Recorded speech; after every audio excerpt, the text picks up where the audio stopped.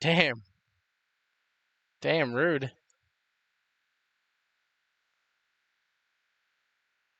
And we're live, everyone, to a riveting conversation about being. That's the spirit. I mean, I'm okay with you loving yourself. Just everything else, I have problems with.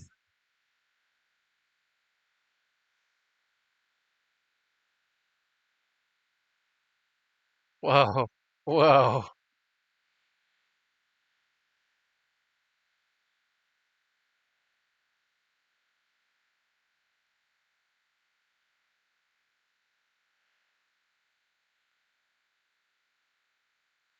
Yeah, it's riveting conversation. Yeah, so when we last left off, the party had a big epic fight after initially walking into the dungeon and dealing with basically what was an illusion encounter, and getting a little jebaited by it, and then accidentally having their wild magic sorcerer go buck wild and target necromancers in the dungeon. This dungeon is going to get a lot harder because the enemy now knows you're here, and while you've killed some of the main enemies that you'd run into, it's going to get worse.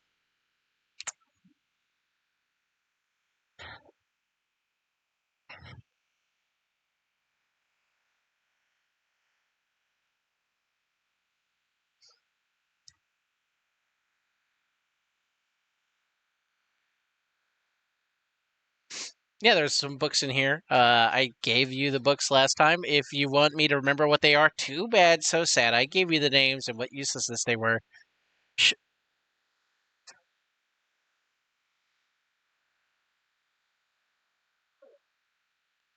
yeah, there is penetration. Red. Can I get strawberry? I'm looking. That's orange. I'm looking.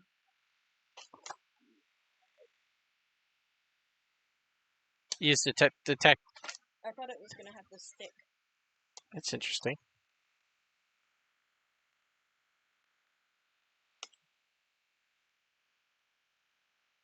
Only two.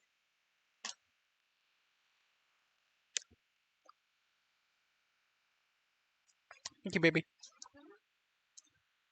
Yeah, it's pretty good here. Yeah, this entire place is basically uh you wouldn't know it from the outside, but it will become a plot point potentially in the future. So this is basically a pyramid built underground. So get ready for there to be lots of strong magic here.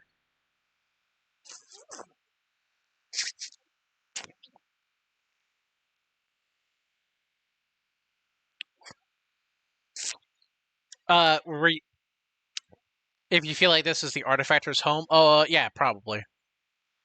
There's oh no, the Lich Queen is in a specific location that your party knows already. You just not, but in order to get that, you're trying to take care of the other emergent threat. Um, yes,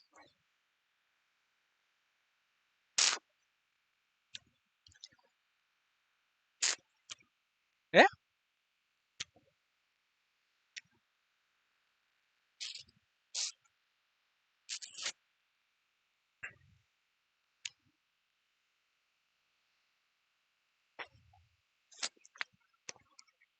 yeah. The Duck and I played a Pathfinder game earlier today. It's a little one shot.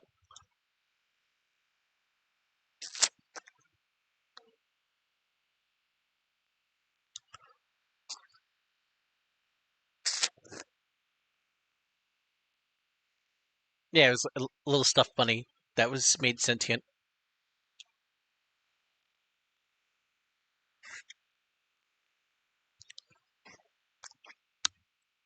Its name was cute. The bunny's name was Cutie Kill Stuff. Anyway, it's on you as a party to go where you're going to go now. Let's see what happens.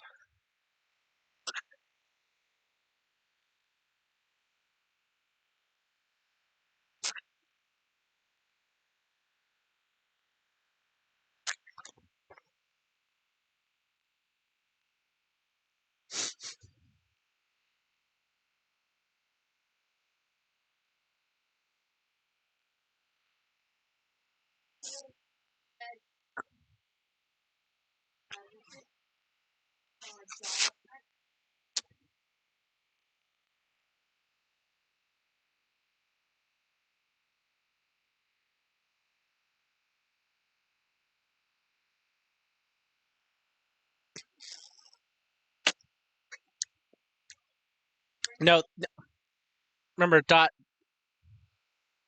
Yeah, yeah.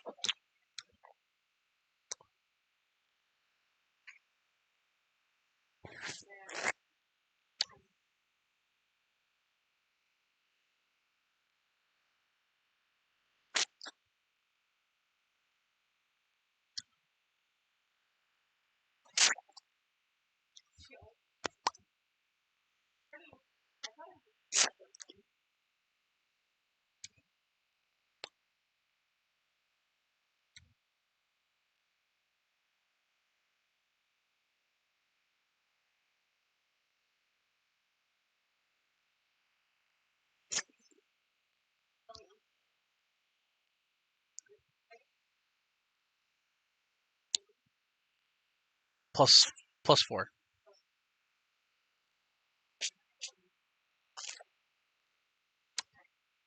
Glug glug glug glug glug glug glug glug glug.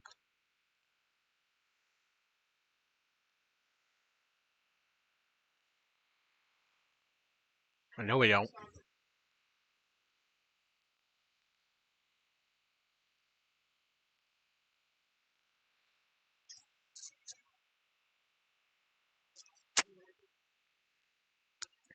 Concern.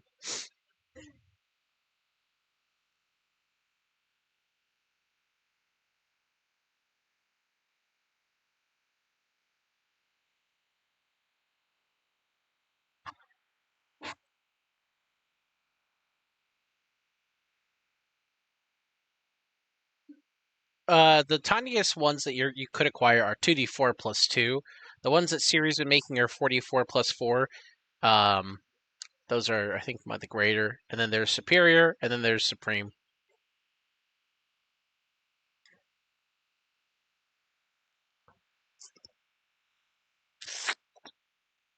Yeah, those are just called healing potions.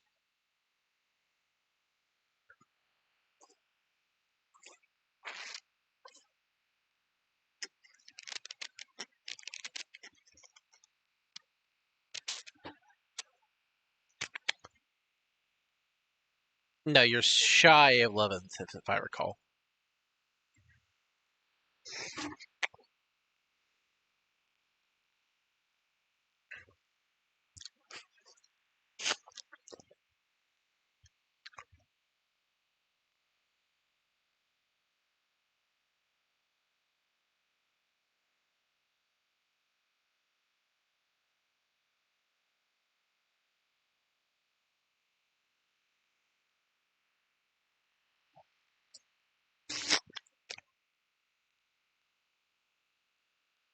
Hey, that's weird.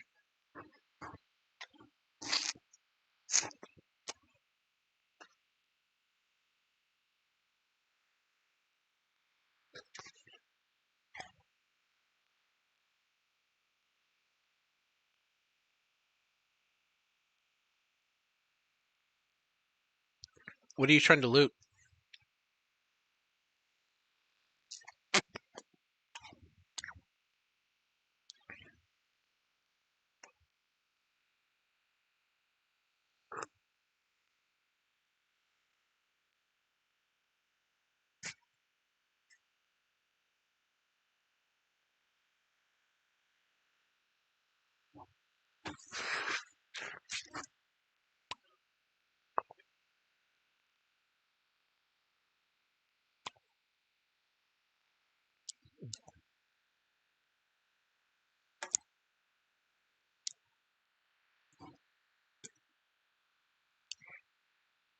What are you trying to find in here? Let me know let me know what languages you have.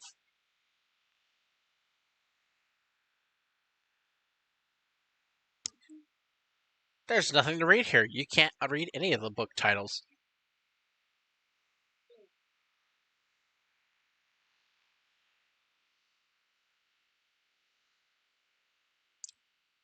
I mean, so here's how it's going to work, Boris. You can make a proficiency roll of your choice. You tell me what it is, and you roll with disadvantage. And maybe you'll find a happy picture that is exactly what you want, or you'll find something bad. Who knows?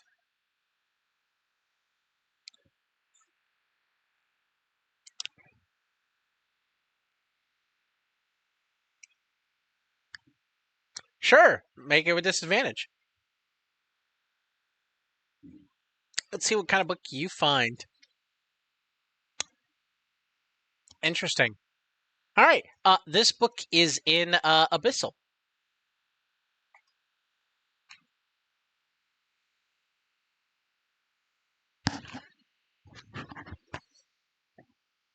It looks like a weird, chaotic text in front of you, Mr. Boris.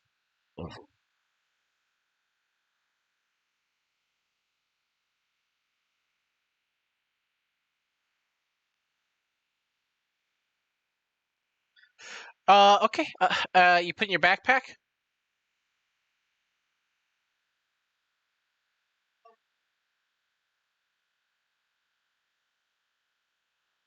I'm just asking for confirmation.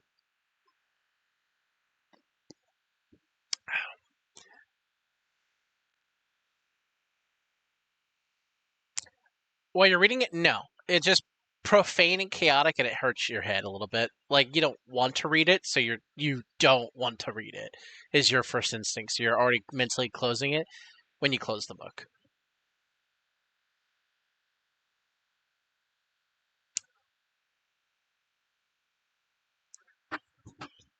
Excellent. Uh, what are you looking for?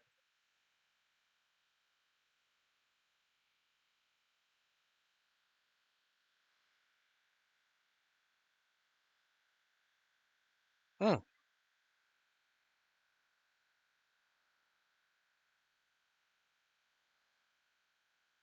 No.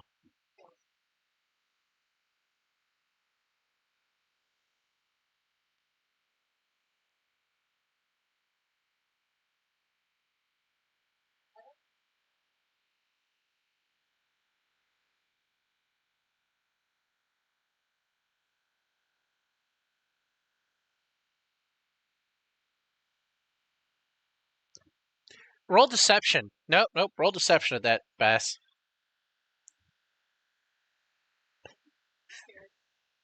All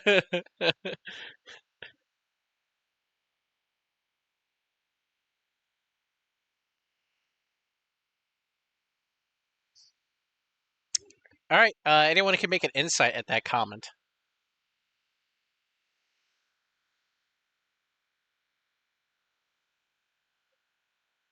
Hmm.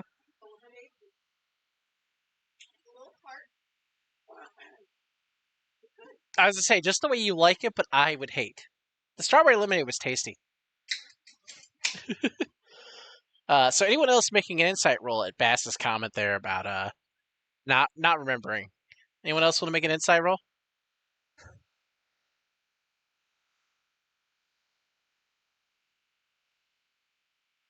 Just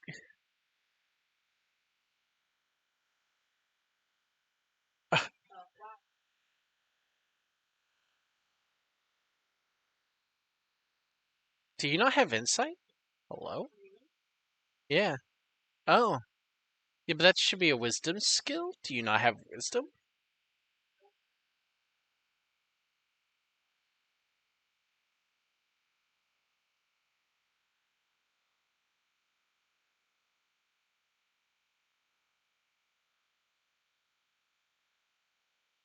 Oh yeah. Yeah, okay. Yeah. Right. I forgot. Siri plays a good common sense game, but is actually ironically not the common sense character. It's just you have to fill the void when nobody else is who should be.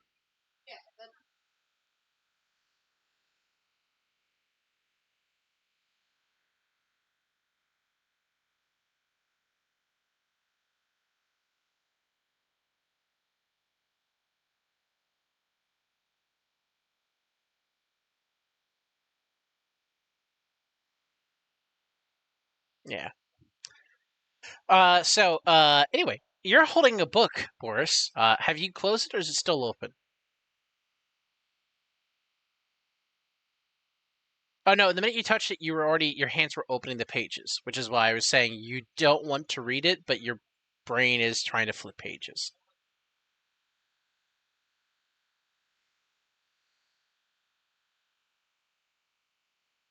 The, the pages keep flipping. You see, there's interestingly graphic art of demonic beings. They start off small, and it feels like as the pages keep flipping, it is growing bigger and bigger. It's subtle at first. I need I need you to make a wisdom saving throw there, Hockey, as you try to close the book. No. This is a wisdom. Roy would have no idea currently about the endemic danger to the party. No, it's just this just if Roy was looking for books in his own. He wasn't looking at what book Boris got. Right, right. But you again. Kept asking you stuff and you weren't doing anything. So congratulations, you're going to get railroaded. This is why you've got to be specific and say what you're doing. All right, you're able to close the book. You feel your hands are trying to pry it open, but despite your mind telling them no. You're unable to you're unable to move either hand from the book currently.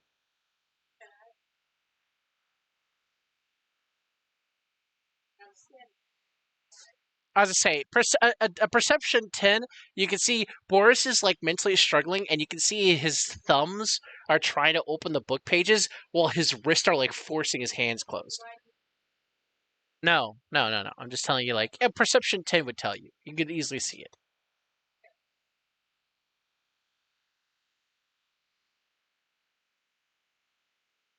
Make a wisdom saving throw.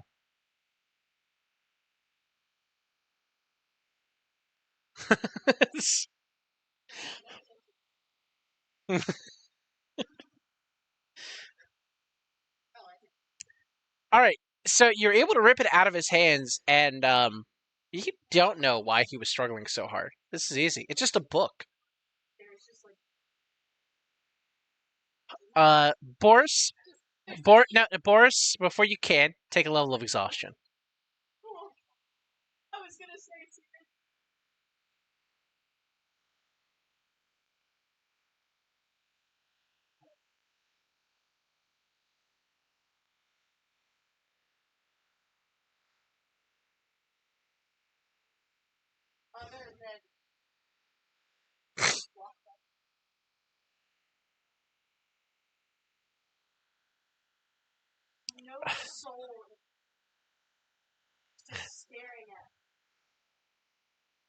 Oh,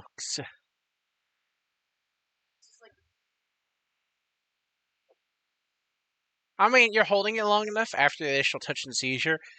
This is probably possessed by something, and probably reading the page or its title was enough to get affected by whatever curse it tries to put on you.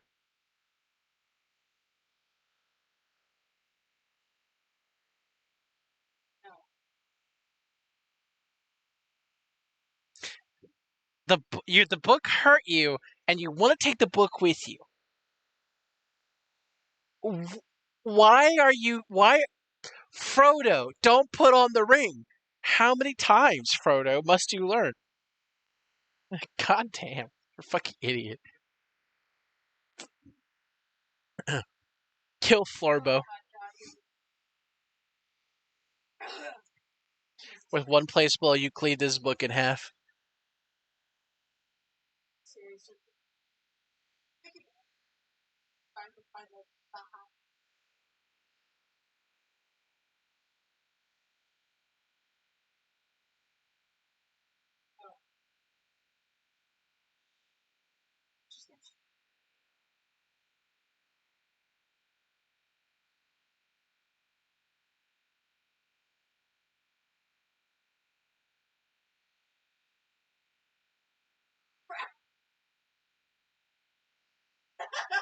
You successfully hit the book, and it evaporates in a sheer of light before anyone can touch it. Whoosh.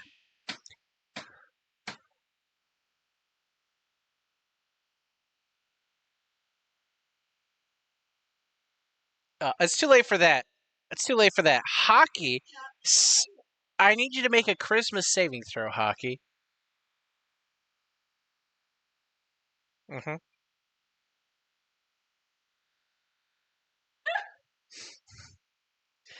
Congratulations. You have another level of exhaustion as you feel the dark whispers die from the book being incinerated, and it felt like they were about to promise you power.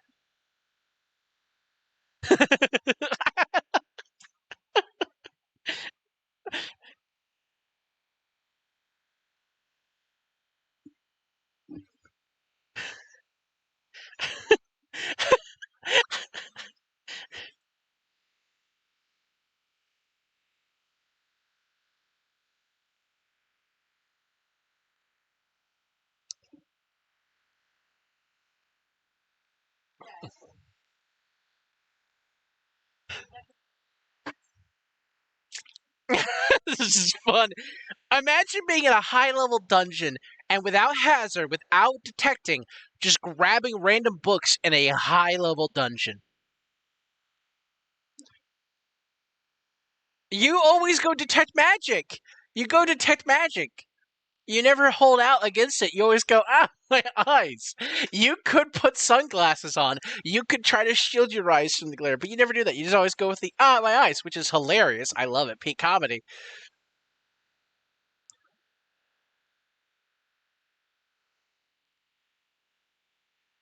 You can cast detect magic and then put your hand in front of it when the flashbang hits, so that way you're limiting what you see.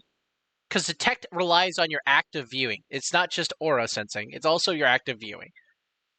I I would let you use the role play methods. I would let you, as an artificer, come up with sunglasses if you wanted to. No, I only smack. Unironically, I only smacked the steel defender in the nuts. You've not actually given me an idea that I said no to in a long time. Which one?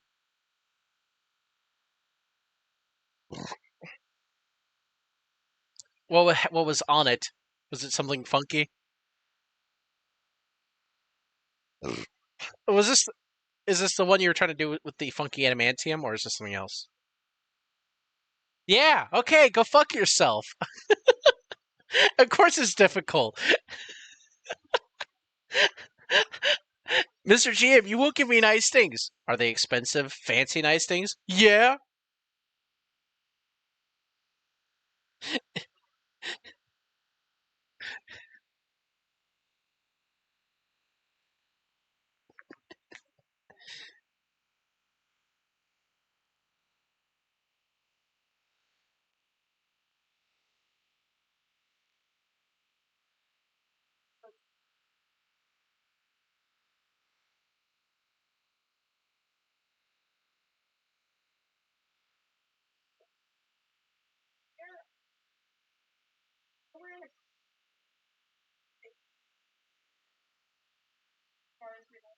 What you think?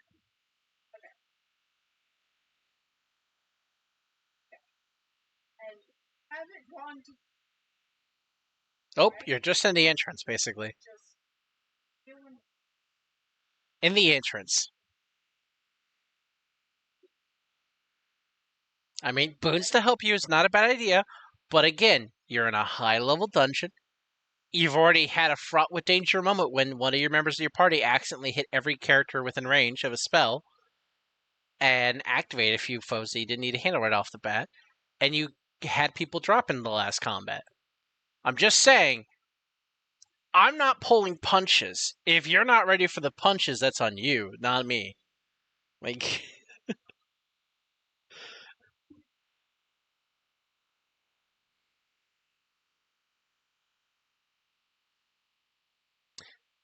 though, to be fair, when you try to light a fire, I assume you're using a mundane method, Boris? Yeah, it doesn't light. You feel like there's a magic that's preventing fire sources from being on in this building.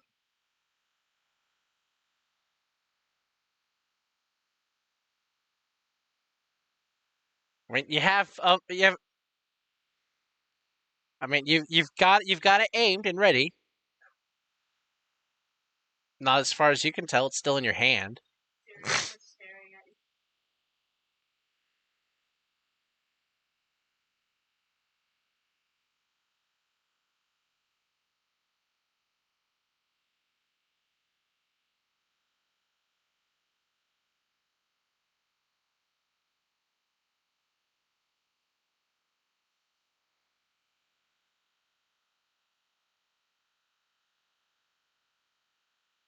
Yes, Master.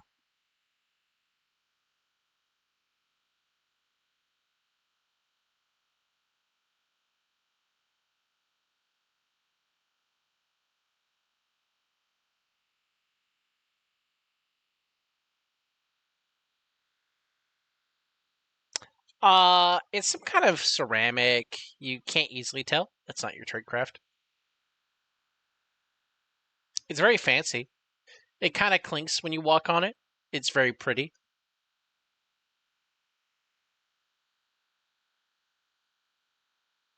It hits. It hits. You feel like the magic was amplified as it hit the wall, and kept going, and kept going.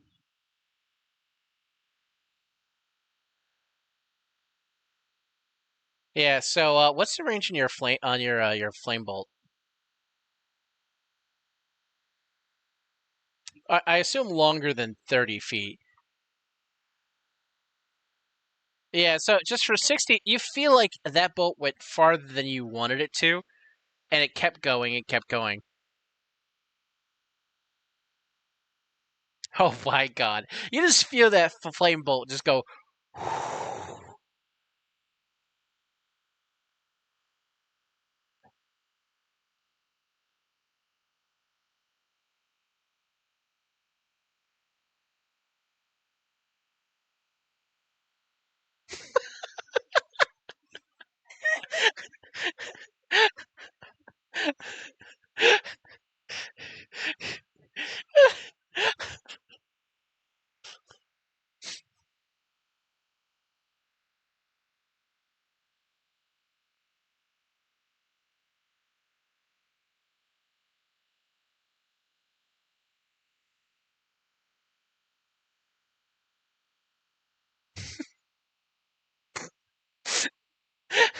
Are you officially blinded from a spell? What did I? What hit you? I got- Oh, you are right. That should have worn off by now.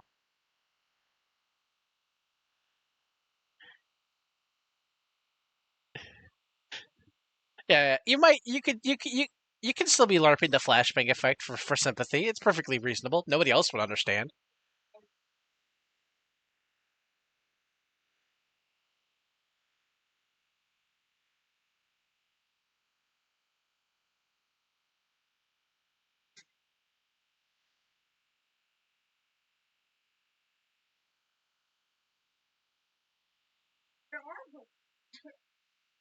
Yes. Oh, don't worry. There's gonna be a lot of temptations here. I can't wait for the willpower checks to just constantly fail in this party.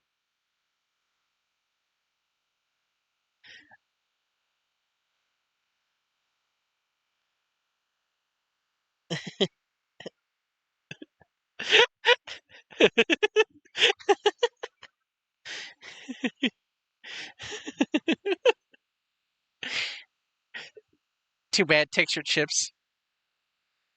Too bad takes your chips. So to check, you're looking at books, right? What languages do you have?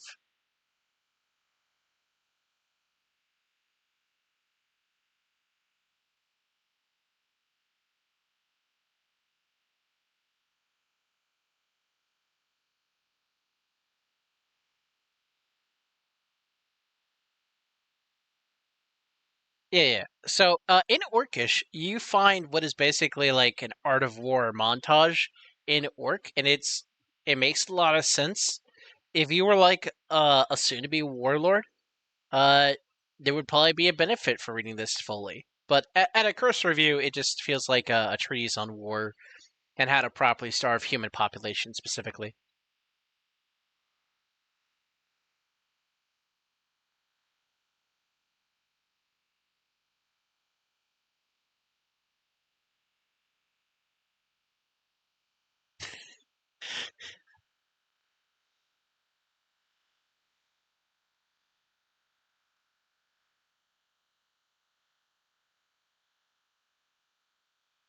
Nice.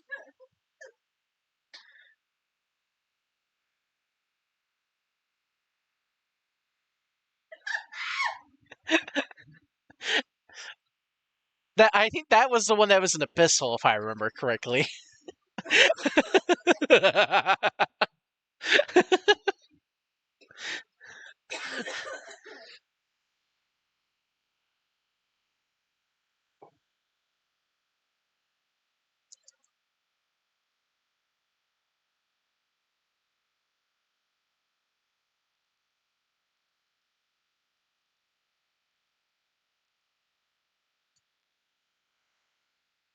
By the way, and I put in the Roll20 chat the name of the title of the book that you found, Bringles. Yes. Do you remember any notes I gave you about it last time? It's in our DM. Okay, I will quickly. I gotta. Okay. I just it's a little hard to get to my things right now, so just bear that in mind. I might be moving slow because I am you trying to use the full screen so I can actually do stuff in Roll20 on Discord. Sky. Oh yeah. It's well no. What languages do you have? If you don't want to tell me out loud, you can send in the chat message.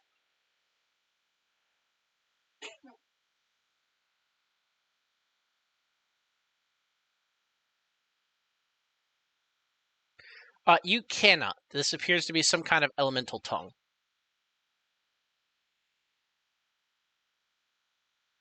It's a rough translation because you have Elven, but it is not Elven. It's some like Elven is the derivative that it in some capacity. How far removed, you're not sure, but you're at least translating. But you're not. It's not a good translation. It's like the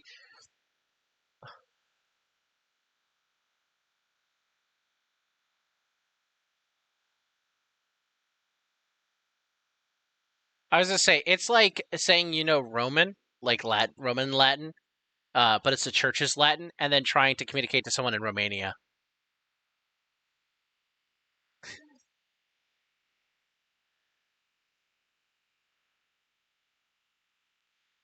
Sylvan, Sylvan, yeah.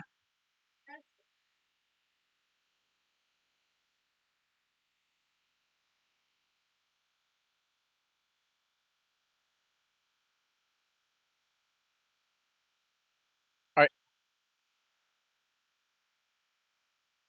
tactically being like, guys, we can look at this later. Don't fall prey for it now. Anyways,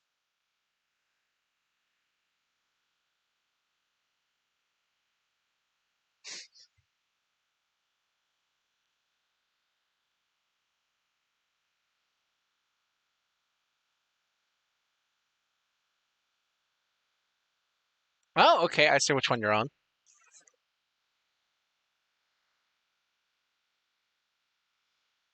So you find a Goblin counter thesis to Grognok's Ministry of War. It's only in Goblin.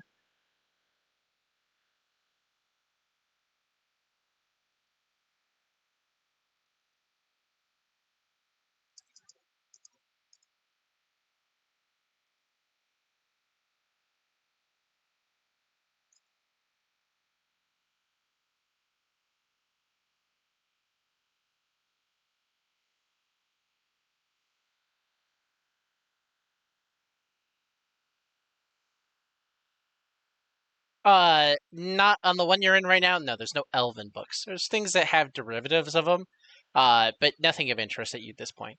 Basically, there's one pull per shelf, as what I would be going for here, and they have different languages, and they are dependent on the room. There's going to be plenty of opportunities to play Gamba here, if you want to. I'm not saying they're going to be useful, but you're going to have plenty of lore items that you, if you want to have them, whether or not you make them useful or you find the poxes, as a couple people have found already, like the abyssal ones, you know, good luck. Yeah.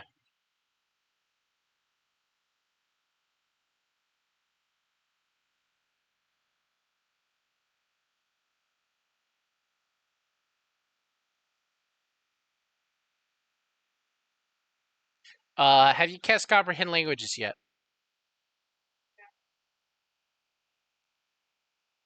There is a book that does have the symbol on it. It's like on the front of it. It's got pretty lettering in gold.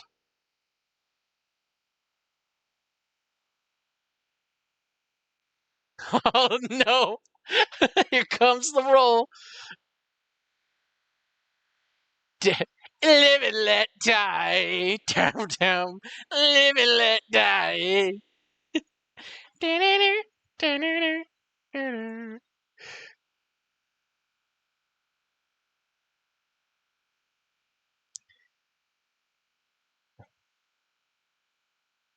It can always hurt more.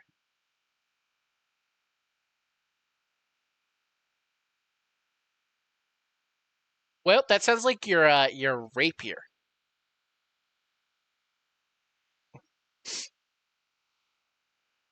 Make a fortitude save, a constitution save. We'll do it on behalf of your rapier, basically.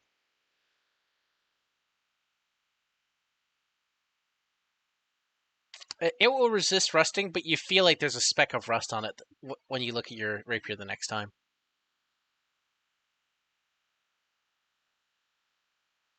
I don't know if you have any other ferrous items. Do you have any other metal items on you? Your ring won't count because it's jewelry.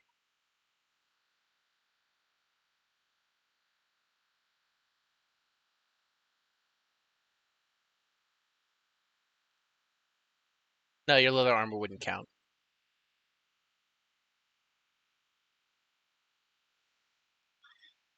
Even with stud leather, I wouldn't do that to you.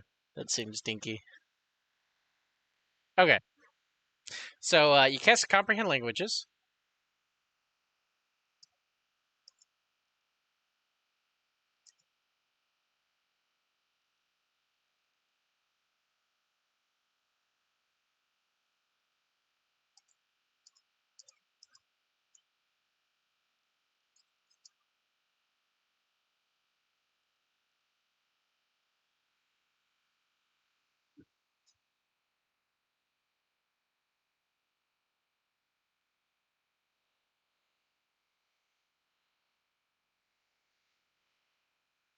Has been omitted from history.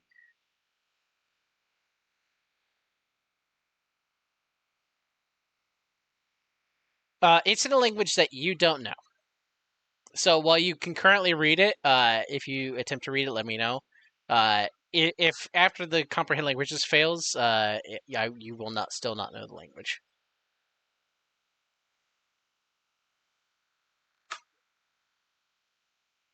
Oh, all right, cool. Make a Christmas saving throw right off the bat.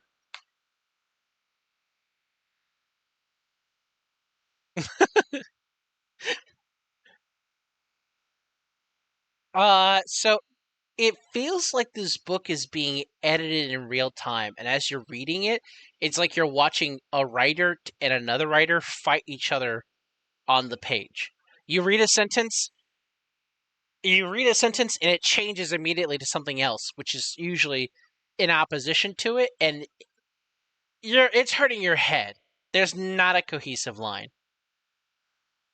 Like the first line you thought said for a moment is this is an accurate occurrence of the first creation disaster, which Arslan, and then it turns into this is an inaccurate portrayal of the first creation disaster and propaganda against me.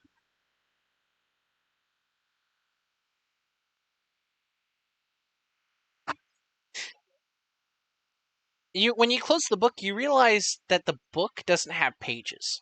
It's just the frame of the book.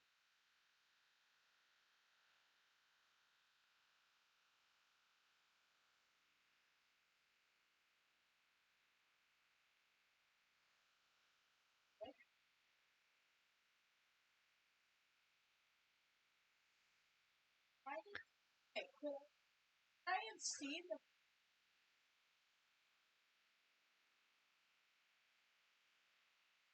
To you, it looks like a normal book. Oh, okay. Yeah. I didn't want to.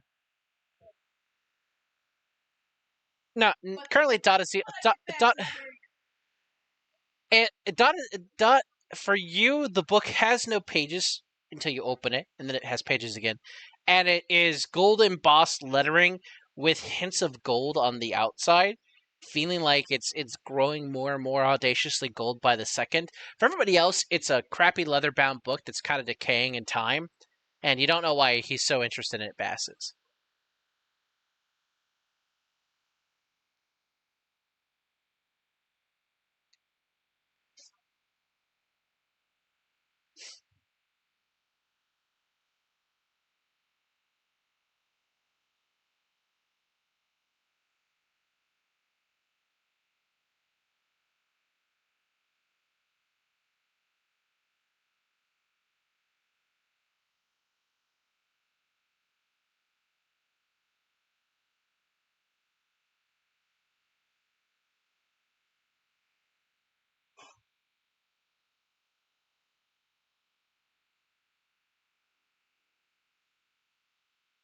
You can. It literally is the diary of Jordan on the outside of it to you. That's what it says.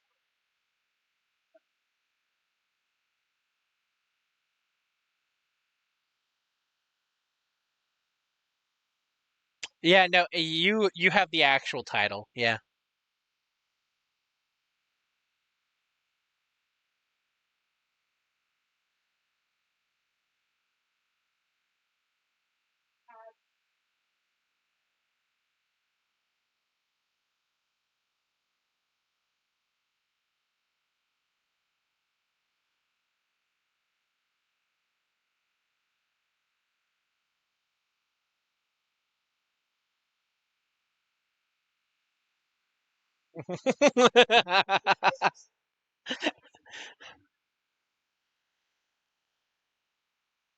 Not yet.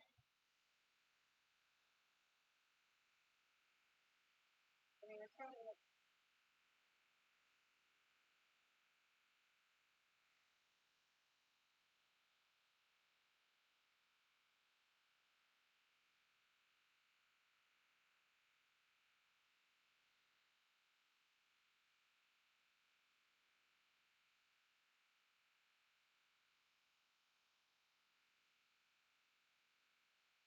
yeah, this is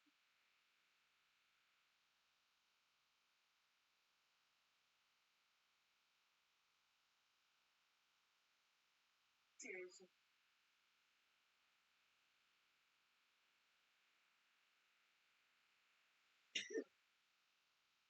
just distrust, distrust. Jim stares into the camera as Michael Scott says something inappropriate moment. Yeah, literally serious stare.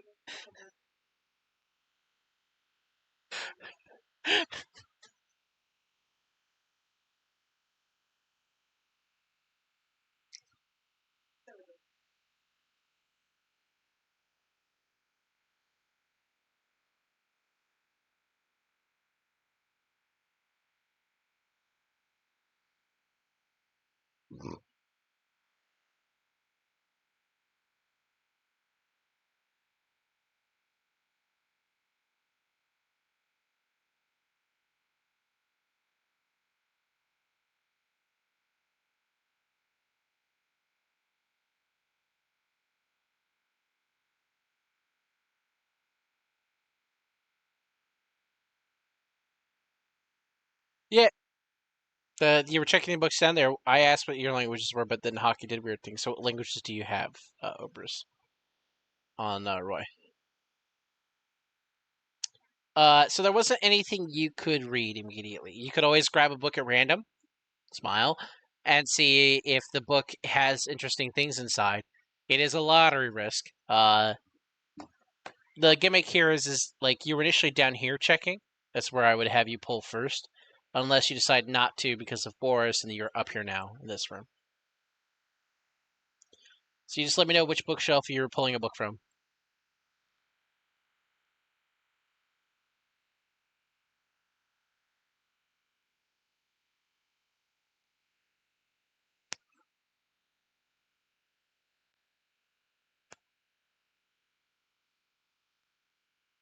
Excellent. Yeah, detect good and evil, or using I don't know an ability that lets you sense the presence of books would probably help a lot here. I don't know if anyone has that spell at this current time. Or no, I might just You have the aura thing. Yeah, you have the pilot ability. um I around and like Okay, women so the best way to think about this is those bookshelves that you're staring at are tall, and there's like little ladders that make it easier to get to the top of the shelves. So you can't just like scroll through and see plenty of titles. It's not that kind of library. It's more like when you get to a bookshelf, you put yourself at a specific bookshelf, and then you let me know what languages you have, and if you, I will let you know if you see a language that you can read. Okay, so you're on the one that Dot is in front of right now. There's also one behind Bass. relative Up or down? He already checked the one down, so there won't be any utility in looking at the one down. Okay, what languages do you have? Okay, are you using your sense aura thing? It only lasts like 6 seconds. It's not a spell, so it's just like a flicker. Okay, anything that would immediately plop out to you in Sylvan is evil on this bookshelf here. okay can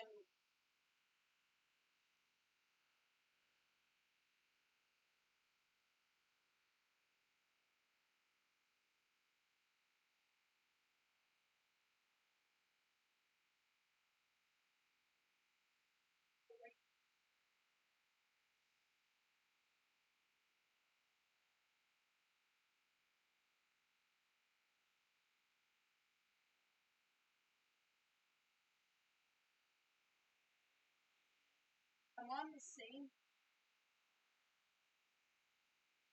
not finding a book. Got So weirded out. So that book he was putting in his bag is just it's emanating like big fucking evil. And then for like flickers of a moment, there's like really intense tangible good.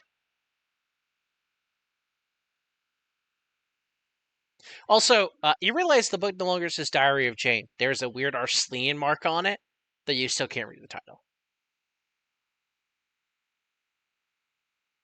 She's gonna get down the ladder. I don't like that book. That book scared. That book fast. I used my little 99 times.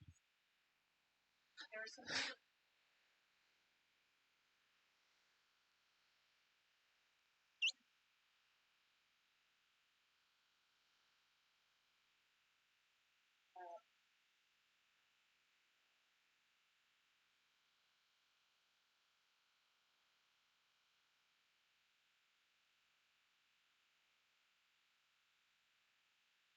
Wait, I Mark is the No, the mark is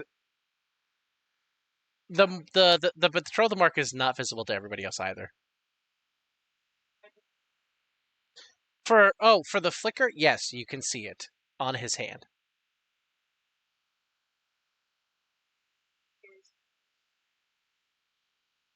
son.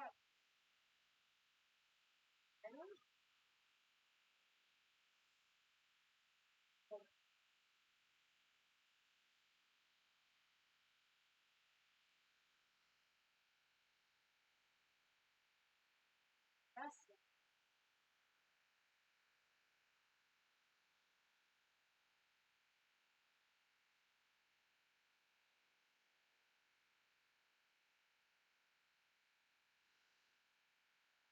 for lack of a better.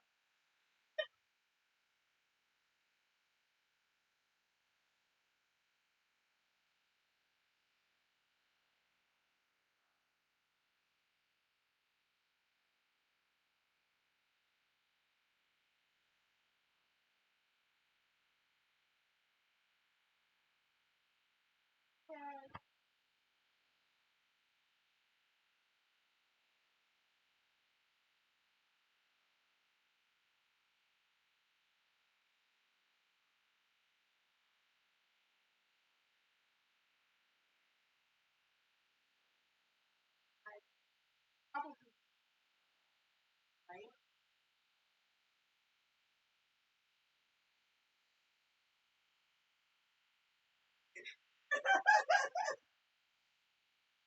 And then she's just gonna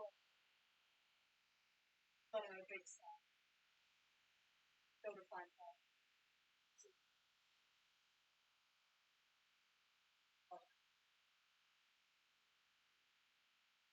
By the way, you can when you for the brief moment, did you ever put the book out again, Bass, while she was talking about the book? Okay, okay, cool,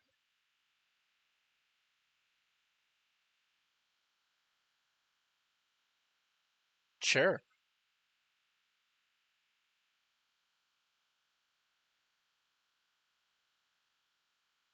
Yeah, it's definitely funny because it's basically explaining how to do proper espionage and how orcs just seem to believe that they're superior to all of the races, and that if they just tough it out, they can handle most crises. And so the goblins detail heavy amounts of poisoning and of water and supply, and how a little bit of like fecal material can taint an entire orc camp in hours. If you're willing to engage in that kind of utility. And it's giving in-depth examples of how to do it.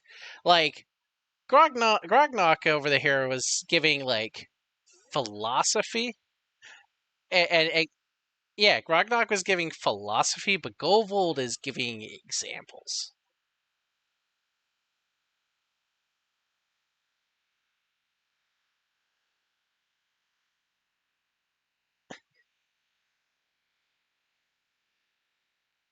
The Govold Ministry of Espionage is in Goblin.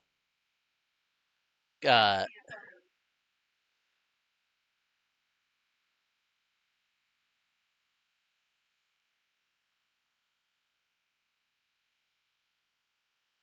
I mean, so the good news is like do you already have poison proficiency in any capacity over there, Violet? Okay, good to know. That'll take you reading it to find out.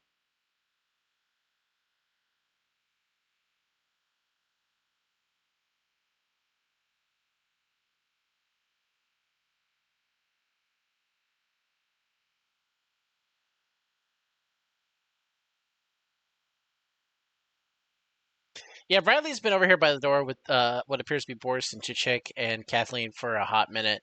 And he's just like has this bored look of like, are you done reading the terrible books yet, guys?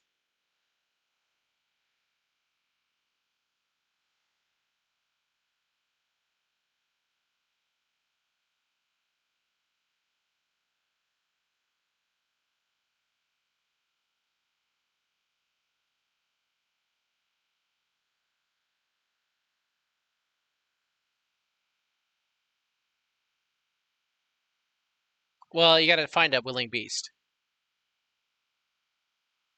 it's you have to get lucky and find the book monster before you can cast that spell. What I'm not saying you can't find a book monster in here.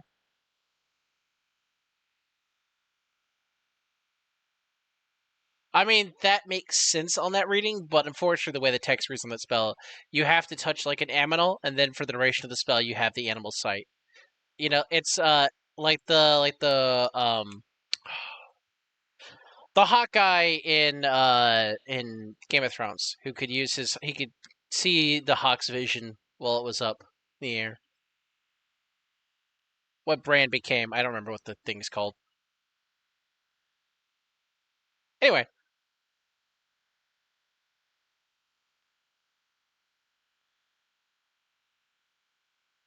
you can see in this corridor that you're all currently sitting in, there was evidence of bum boys moving through here. I mean, that's not a shock. You did fight some bum boys who came through here not that long ago. And all in all, the in the time you spent looking at books, it's probably been about an hour. So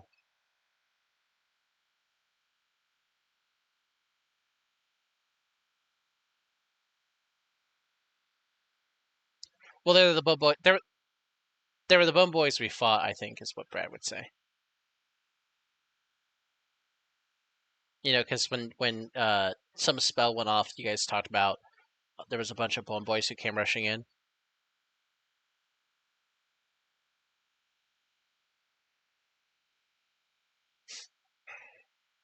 So anyway, do we want to press on?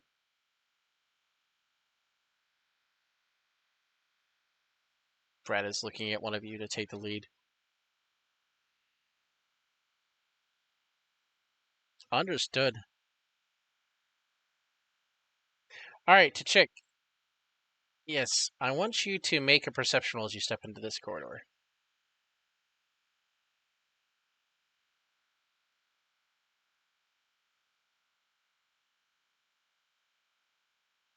It's a corridor.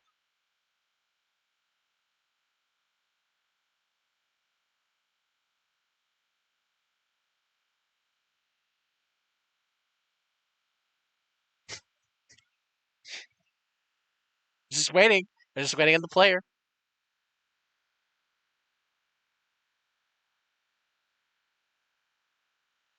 You see another corridor.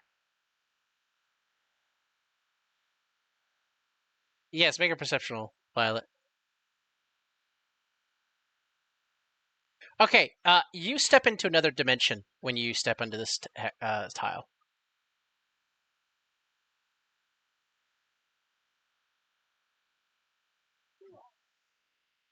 Violet disappeared. Just walked and like 9 3/4 herself out of existence is what you see, Siri. Currently, Violet, when you look back, you don't see anyone in the corridor, even though you know Siri was right behind you.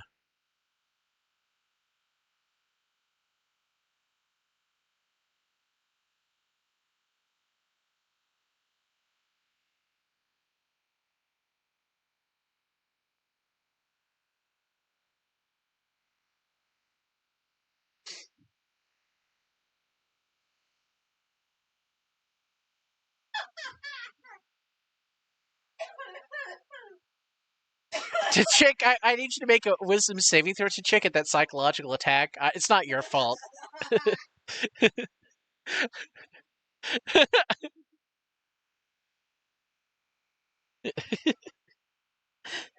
You resist the damage of the psychological damage that came from Violet's mouth just now. It's just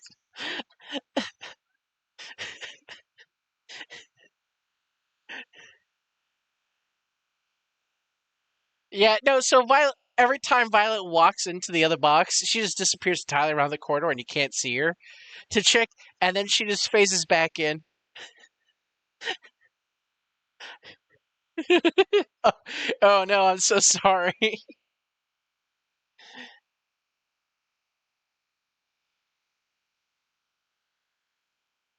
You take three points of psychic damage as your brain tries to comprehend a bridge between planes that you've never seen or heard of before this point.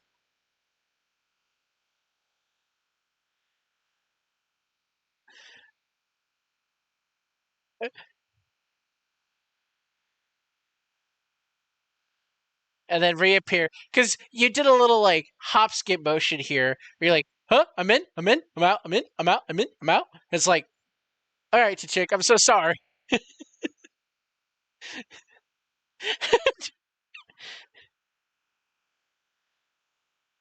Yeah, Sarah, you saw Violet just phase into reality just a moment ago.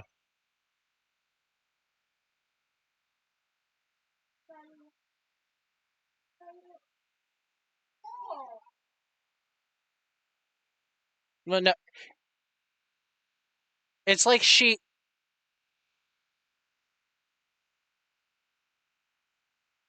Yeah.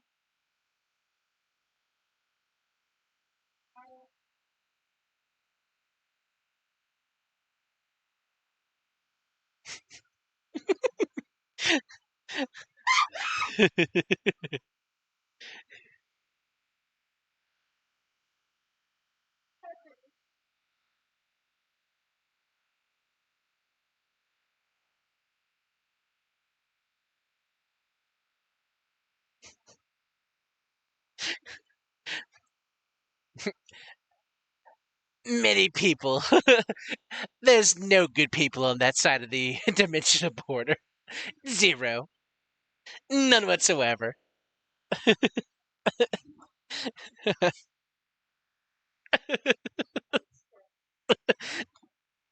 Yeah. No.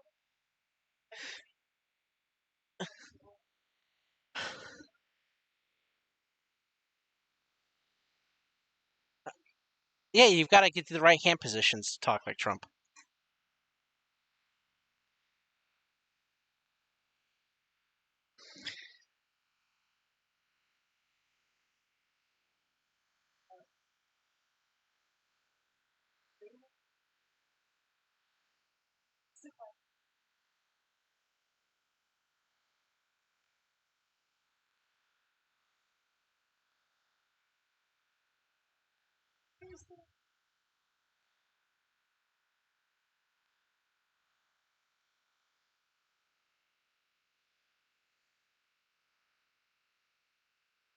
But if we right.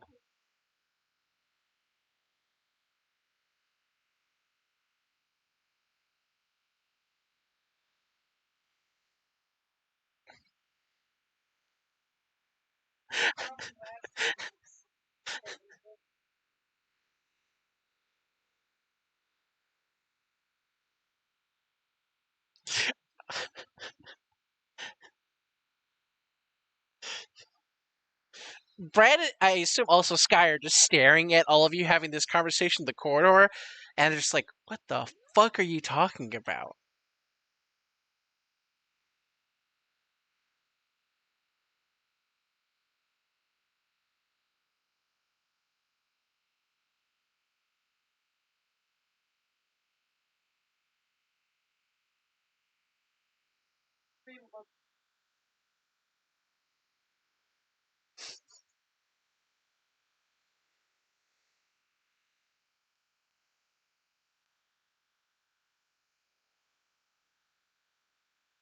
Also, Boris, Hockey, you're still muted. Are you intending to mute that long, or did Hockey BRB?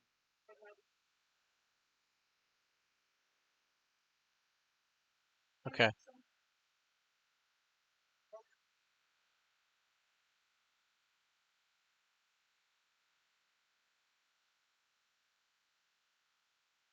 No, you're good. If we lose you, sir, it's fine. It's understandable. Like, family comes first.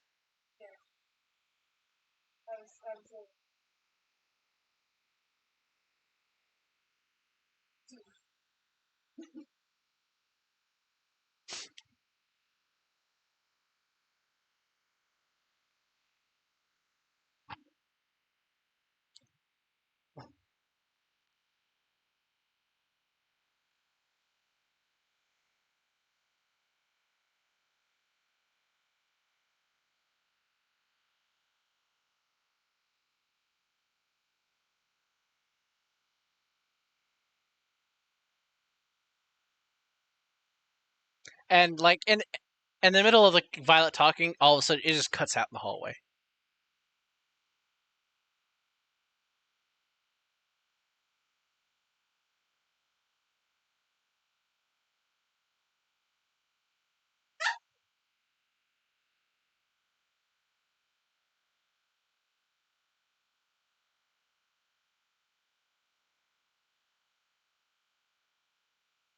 No,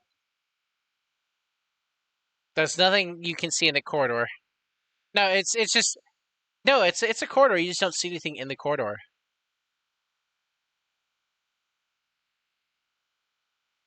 Yeah.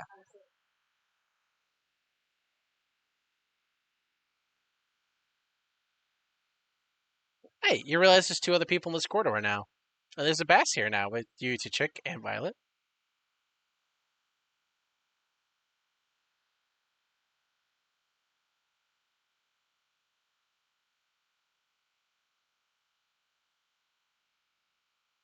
And then Violet cuts out immediately as Violet steps into the next corridor. And Chick.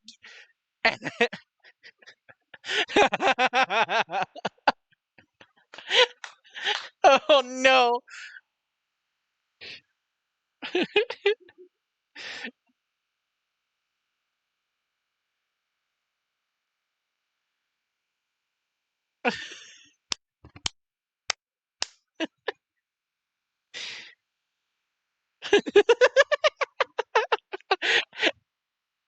Yeah, what's up?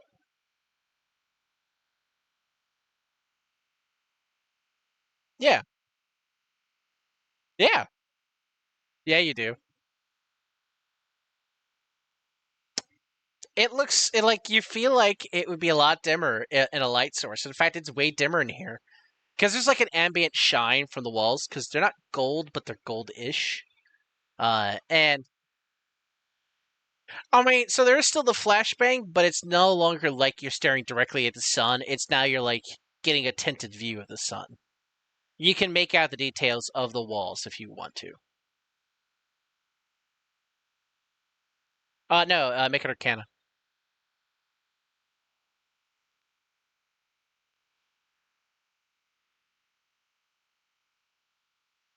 Yeah, you're still exhausted. There's a transmutation effect. Basically everything that would hit the wall gets penetrating. There's no protection via boundaries here. So if a spell would limit because of a solid surface, the walls are permissible like they're not a solid surface. Though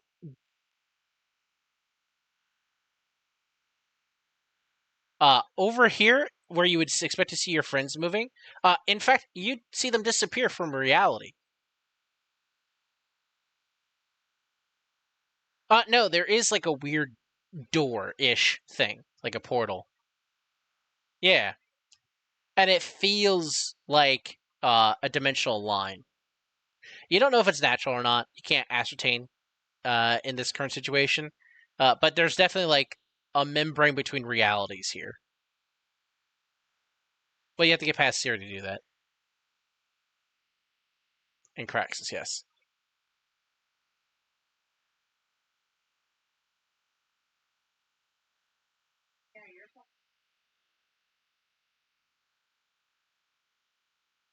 Make a strength saving throw as you feel the magic try to pull you through to the other side. Yeah, you're going through.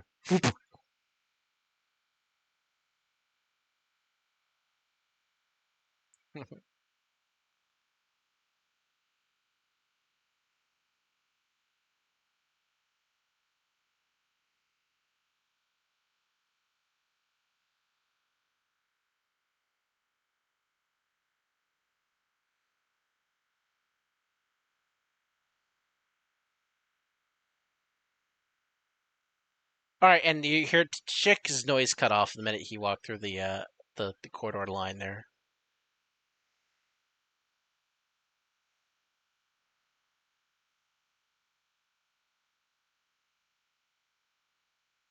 Oh yeah, there's another membrane right in front of Bass. It's not going. It's not going to the same place you just came out of. It's going to another dimension. There's still.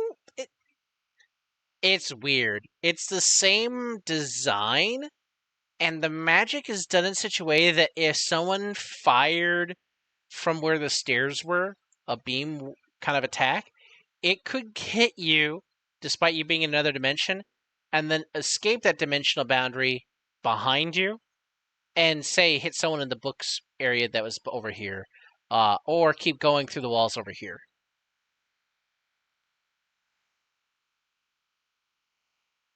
The walls are an anchor of for like prime reality. but the space in between the walls is not based in the same realities. It feels very convoluted and chaotic.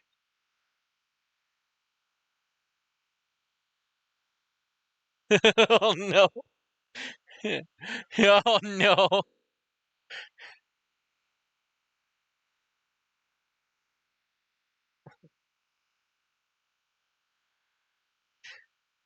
I mean, you don't look. You don't look physically different.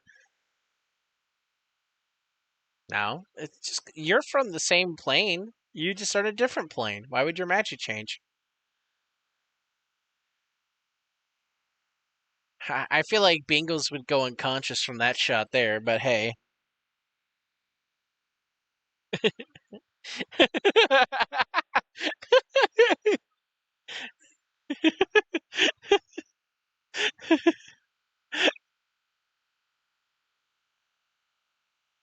Oh, I'm sorry, but it counterspell.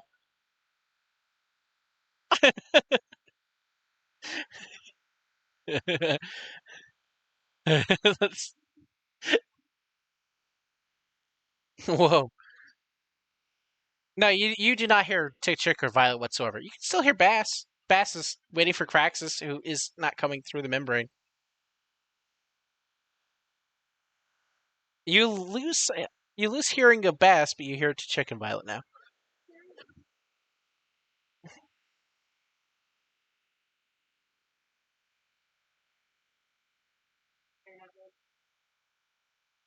I don't really want to go through, but I feel like my boss would want me to go through.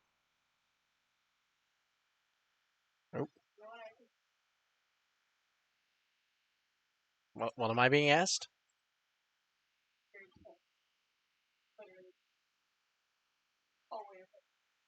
I- He just walks through.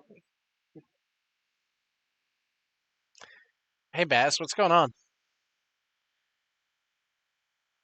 Not much. Why are we stuck in this corridor here? Why are we just pressing through? And he doesn't look behind him.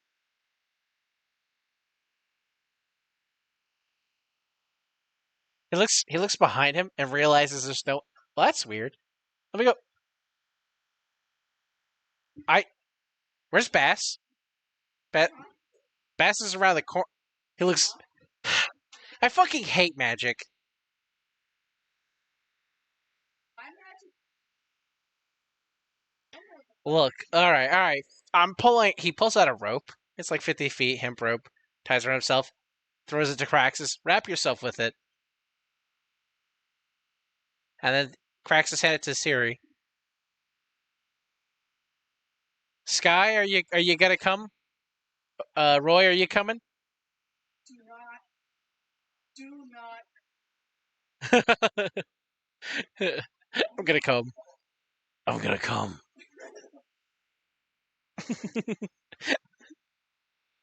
Already did the impression earlier. It was just on the mouth. So if you walk up to the line, Siri has a piece of rope, and Brad is instructing that we tie around ourselves since this corridor is doing weird shit.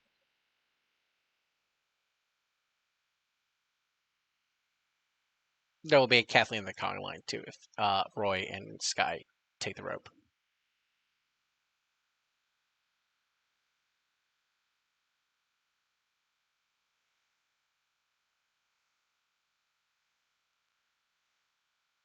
Yeah, it's currently you to Chick and Violet in this little area right here.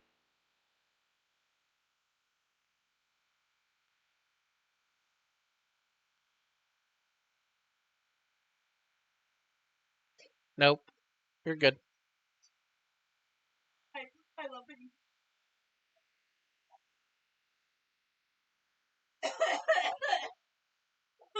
Fuck.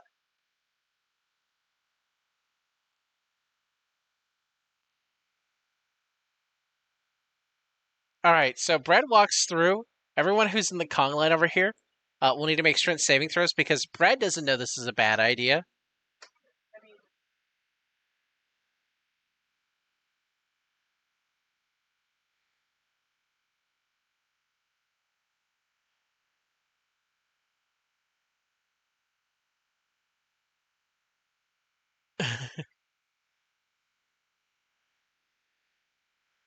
Yeah, yeah. So initially, Brad walks through and it's fine, but Bass, you realize Brad has a rope tied to him, and you see that it's like pulling more rope in despite him not moving. Oh, I had everyone else tied with me. Why? Maybe you should keep going out of the court. Maybe you should just keep going. Fuck. Uh, Brad does his best. He's trying to move around this corner, but currently he can't. Anyway, Bass, you're in the corner now with the chick and Violet and Boris. Boy, it sounds like they're doing door gang over here. So,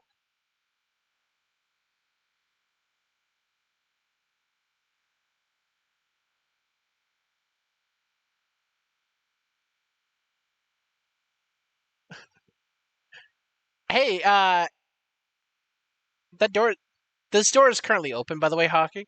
So when you get to it, you'll notice a room.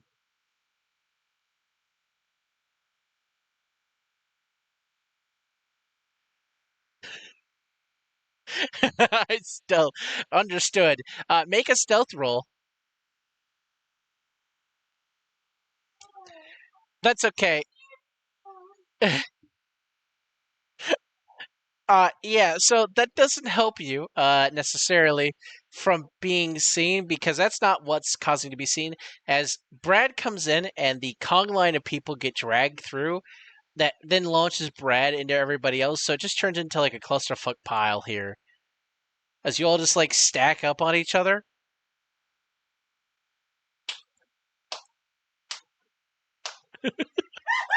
It's just splat. You're all just you're all just like blocked up out on top of each other, piled up. We found Violet.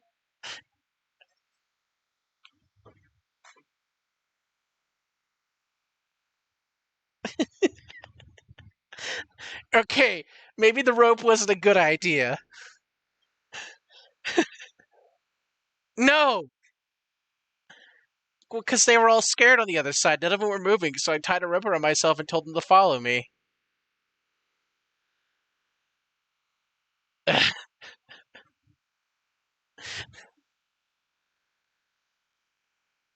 So while you're all in agony laying here, there's no damage being taken, but you're all in agony here. What you can see in this room here is there's what appears to be some skeletons sitting in chairs in rather nice poses and positions.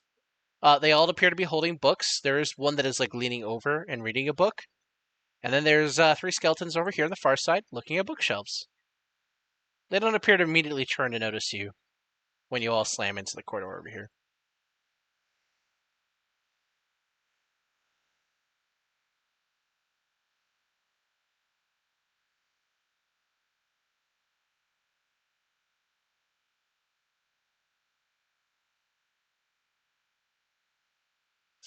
So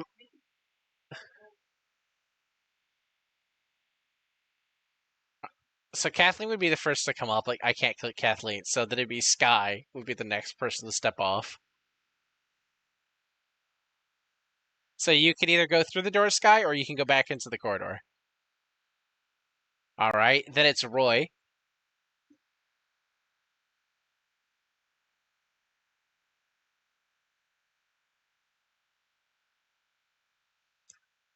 All right, then it's Siri.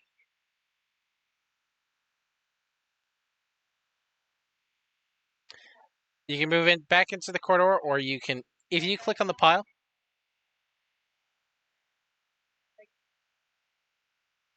You should yeah.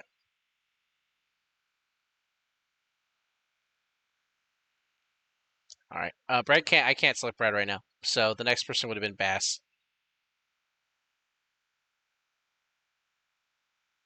Kathleen and Brad would be walking this way. Then it'd be to Chick, and then finally Boris.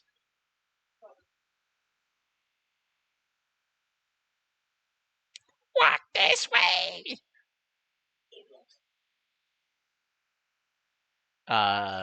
Bingles, are you there? Oh fuck. Okay, Boris, you can go ahead and walk. We'll put Craxus over here because Master walked the door. Brad is over here. There we go. No, they haven't. They were just reading their books. And finally, Violet, you're at the bottom of the pile.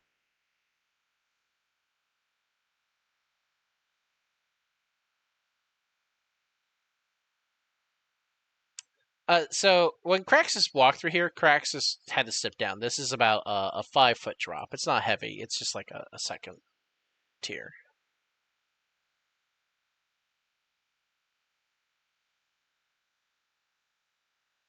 No, yeah, you can still see Craxus. Craxus is just looking at things.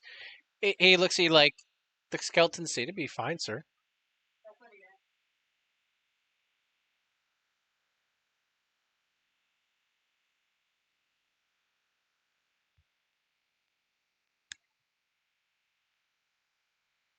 Yeah, exactly like that.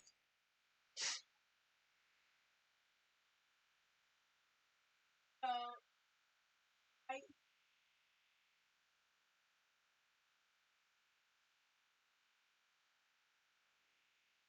yeah.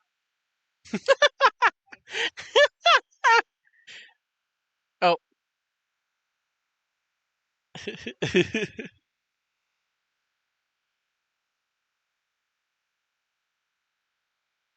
So anyway, hey, the skeletons haven't gotten up for reading the books. They seem to be preoccupied by reading the text. I mean, they look like they're armed.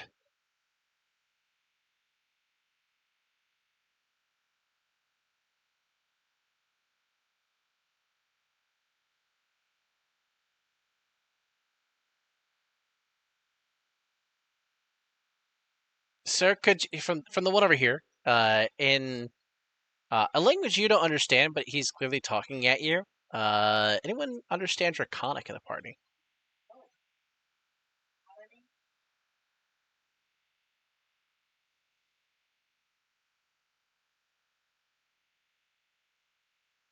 All right, the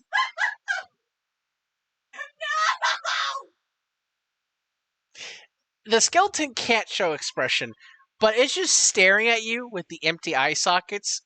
With you will feel like it's a mixture of confusion and like pleb towards you, and then it goes back to reading its book.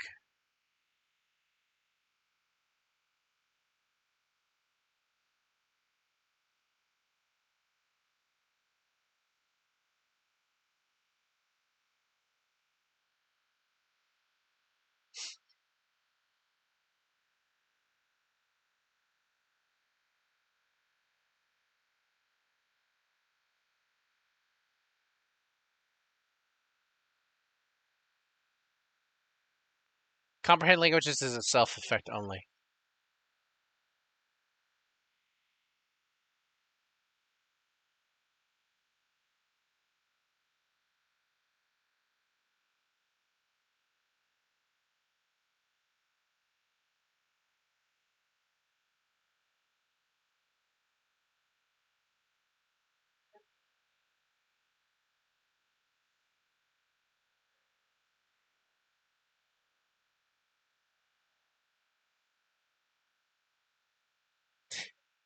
Bradley chimes in. Do you remember that like early on, members of our party thought Lysandra was a bad person too. Remember? Brad knew all along how much Siri distrusted Lysandra.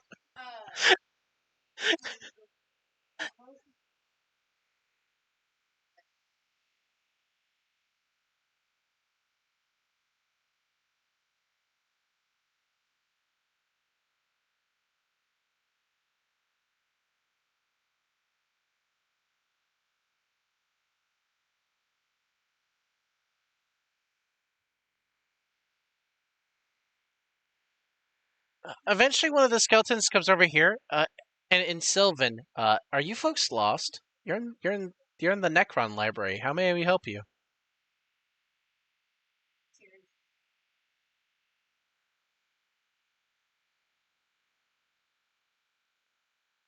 Hello, folk. Hey, he approaches. He's got weapons on him, but he's not holding them in his hand. They're at the ready, basically. He's got a shield on his back. He's got a little quarterstaff in his hand. Walking up.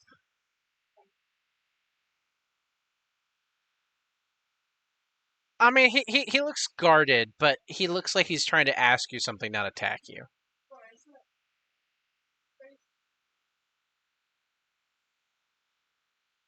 I'm not trying to.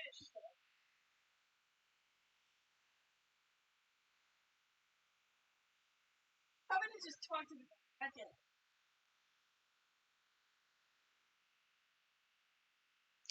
Welcome, patrons, to the Necron Library. How may we assist you today? Yes.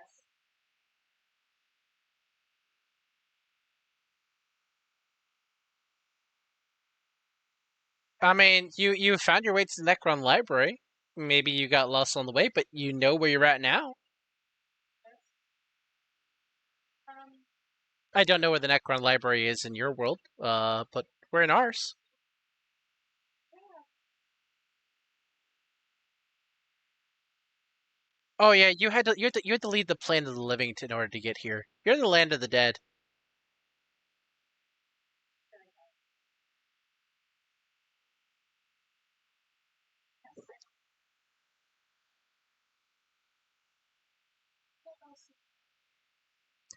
Well, you will be if you die here, so I wouldn't do that.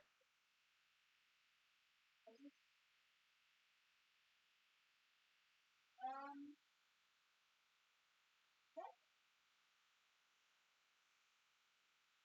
I mean, we're free to live here. It's just you don't go back to being fleshy once you die here. The land of the dead instantly raises you as another. Okay. But what are you doing in the library?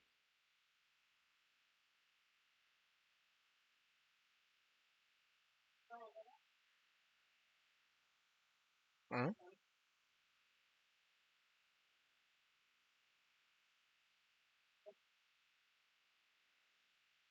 Hmm. You can tell that this man has metal bones, like the ones you've seen, but this is like Arsenian's design. This is ornate, fanciful. It's not welded on.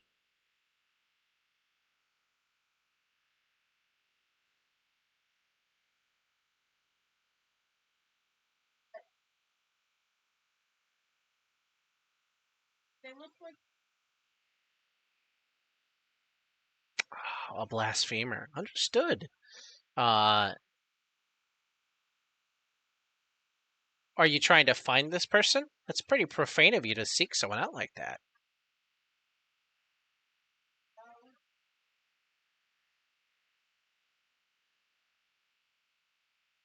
To find this person? Fine. Ones like that who are blasphemers don't tend to stop. They keep doing their atrocities.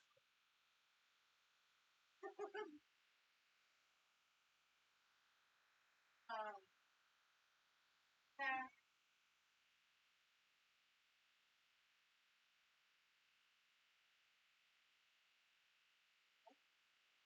Um.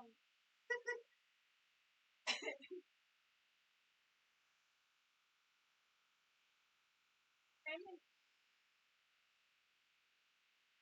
because. Yes, Lord Arcelian. Lord Arcelian. Yes. He should still be slumbering. Uh. Oh, that's not good. And he starts. There's a switch you didn't see before. He pulls on the wall, and there's sort of like red and blue lights going off. And you notice that the skeletons at the table here are immediately panicking. Oh God, it's the apocalypse alarm! Oh God! Oh God! Jeez. Well, he did before. Address weird. Yes, we have 500 years before he'll end the world. We understand that. We need all the time we have. Okay. I think. I'm glad you said something. You're just gonna turn around. So I told him. You see a necromancer coming in. He looks really important, and he is beelining it to the rest of the party. Probably.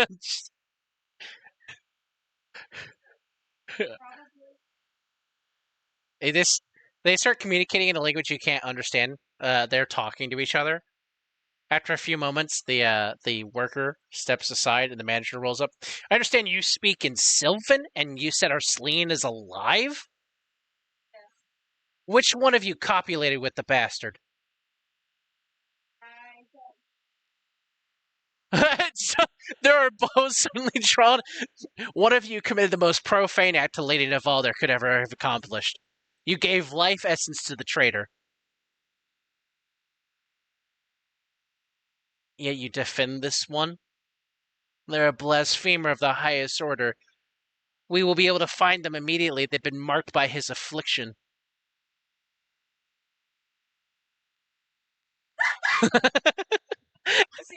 Sirius just Sirius just Sirius just standing there sweating, and she's like, so they want to know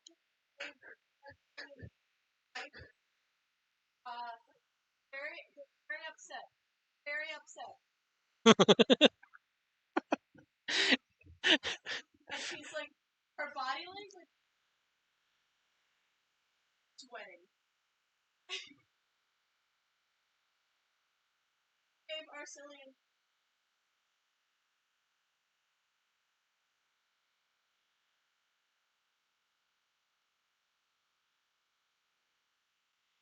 There's a second manager has hit the Night King Arthur table and is in the room and like beelining for the first manager. They immediately are communicating in a language you can't understand.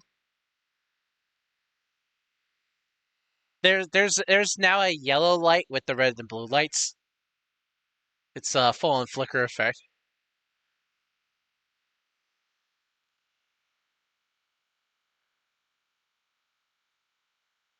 Oh, they didn't understand what you said. What language did you say it in? oh I think No, they don't. They don't understand what you said.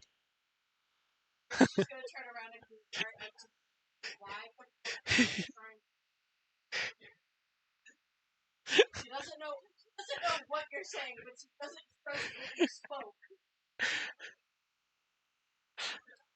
Uh, I mean, so am I. They're so Bass, when you get to this membrane here, there is just a metal plate instead of the membrane.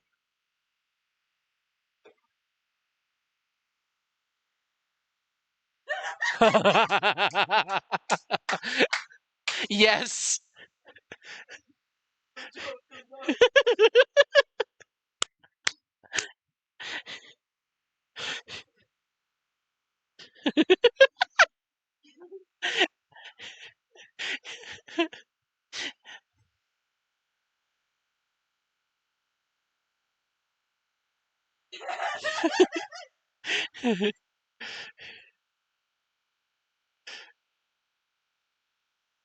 Oh yeah, it's planar. It's at least 3 feet thick of adamantine.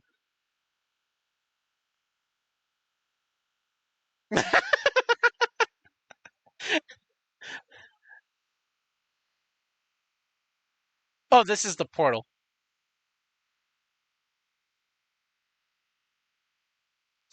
It's controlled through magic and it's currently off.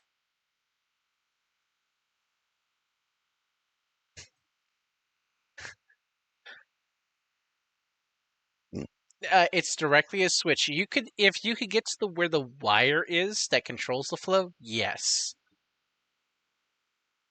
The wall is not where it's getting it from. You can ascertain that.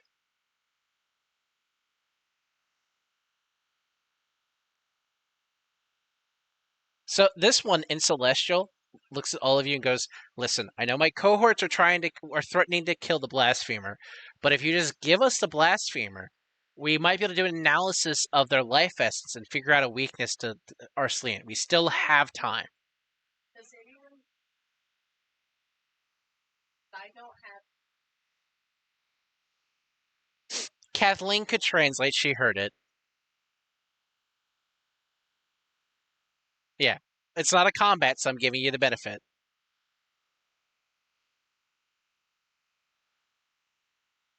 Siri is going. I like. I would like. Sure. I would like to.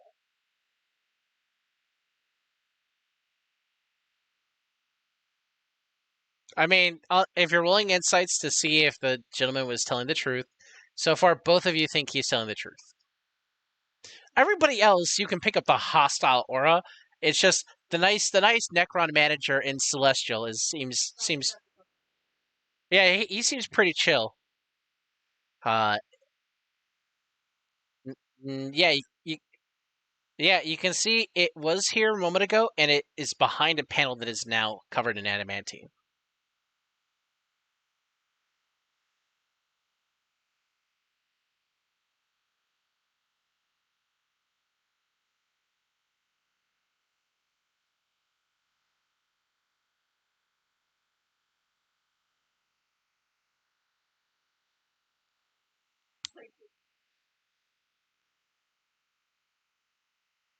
We promise that we'll kill none of your associates so you don't become undead.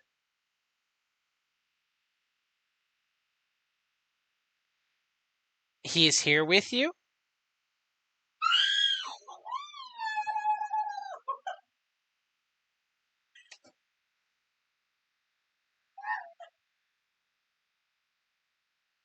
Well, I mean, if he's not here with you, your safety's guaranteed.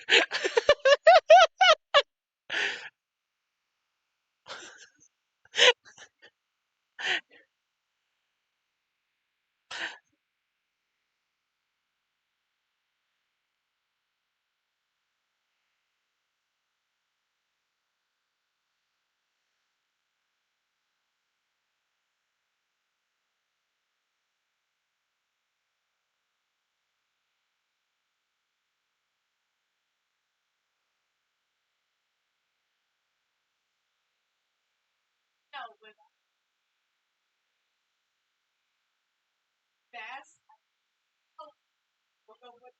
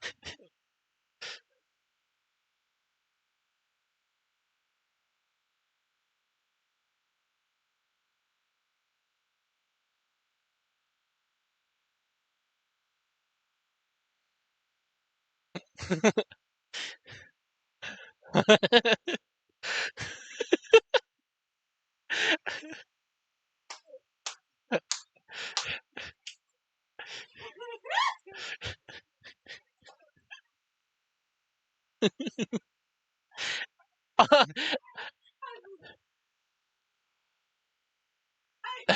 losing my shit.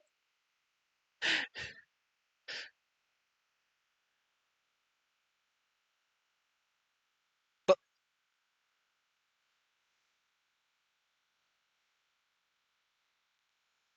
the science, the gentleman who speaks in Sylvan will communicate to you. My associates clad in armor will secure the blasphemer. We need to strap him to a proper magical table and conduct analysis.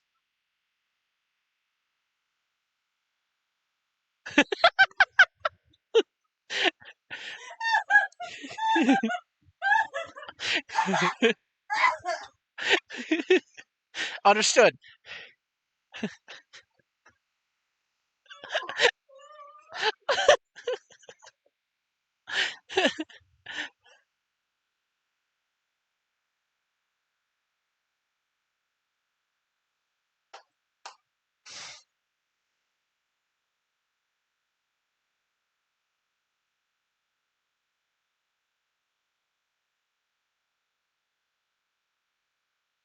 After a while, you see the Necron, one of them casting a spell.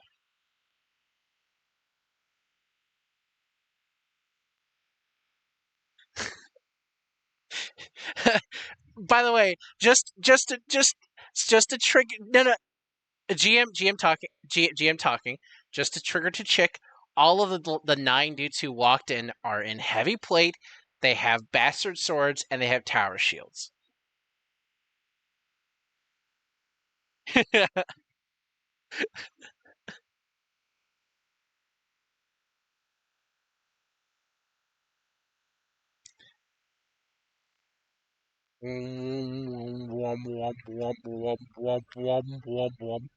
Well, you also notice that the one who was talking in Celestial is casting a spell.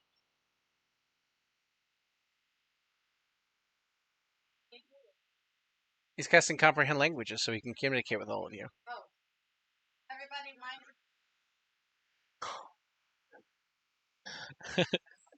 Siri is like watcher.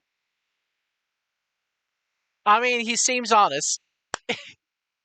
He seems telling the truth. After about 6 seconds, he casts a spell on himself, and he starts communicating in what sounds common to all of you. So I understand. I understand. You know the blasphemer. Understood.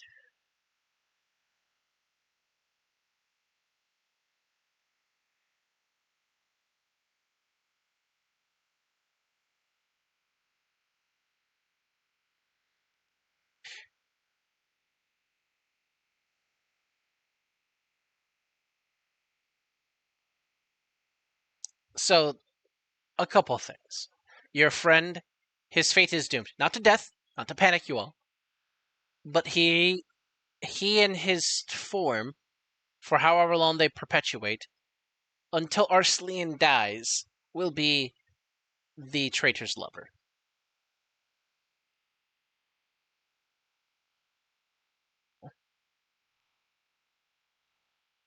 Arslan likes binding those who want to bind to him indefinitely.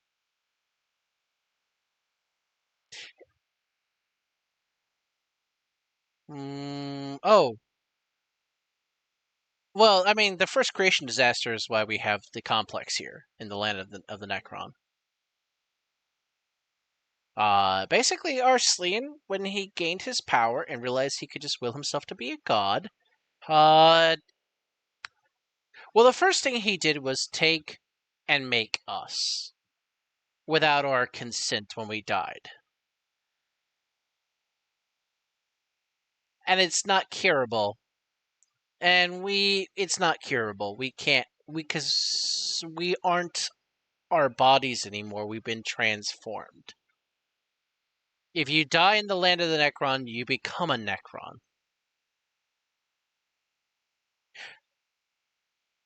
Our Lady, in her madness that he made into a lich, um, secured this place for us so that way he wouldn't find it when she told him to run for his life because the dwarves were coming.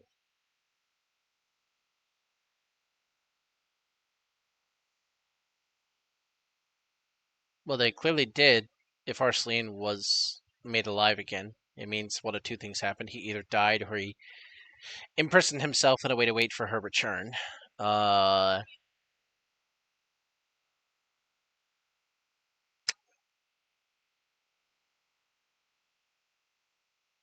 I presume since you're of the living, to kill her. It wouldn't do anything to any of us, but it's understandable.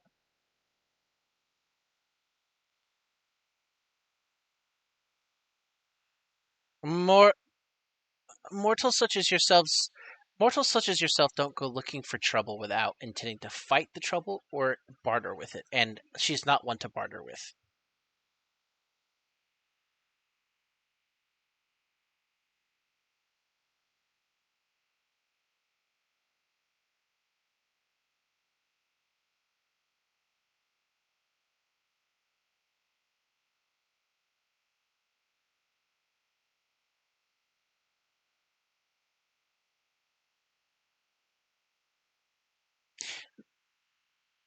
I, did Arslan talk to you all? This is going to be uncomfortable. Did he talk to you about the traitor to the dwarves?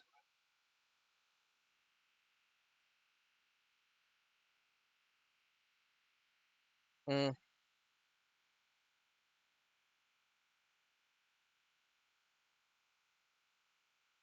hmm. He usually hates that man. I'm surprised he didn't bring it up.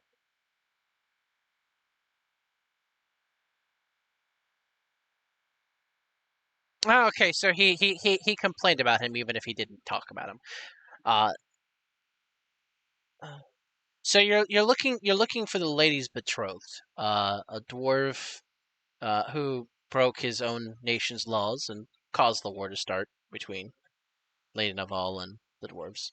Um, his name is Brimmen, and he should still be alive. Ancient. Um, I think it's the other way around. Bremen sounds like what you're looking for. Bremen never properly learned how Arslan did the thing to make us, and he was obsessed about it. And probably is the one doing the things you're looking for.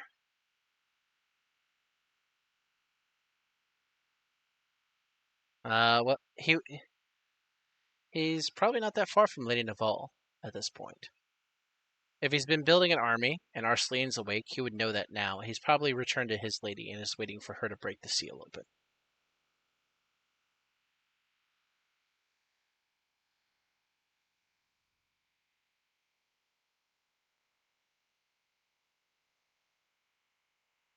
That's mm,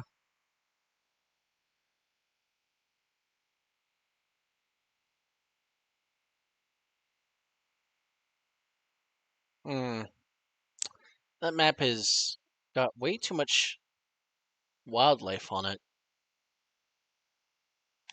Pull, pull pulls he snaps at like one of the clothed in metal guys who pulls out from his like little satchel. Also, can you turn on your gain, baby? Sorry, I'm picking up real hard. He pulls out like a little map and gives it to the main manager as we're terminating him, and he unfolds it and shows a rather intense civilization map that would overlay well with your region.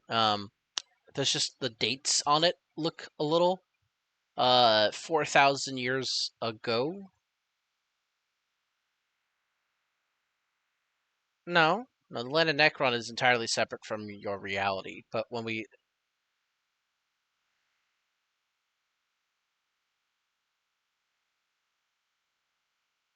again,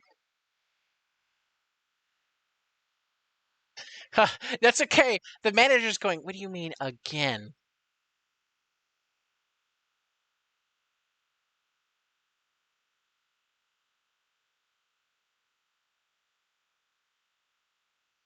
The fuck is he? What is he? Fuck is he talking about? The manager is looking at the other manager like they'd have no idea what you just mentioned. They're just concerned you mentioned time jumping.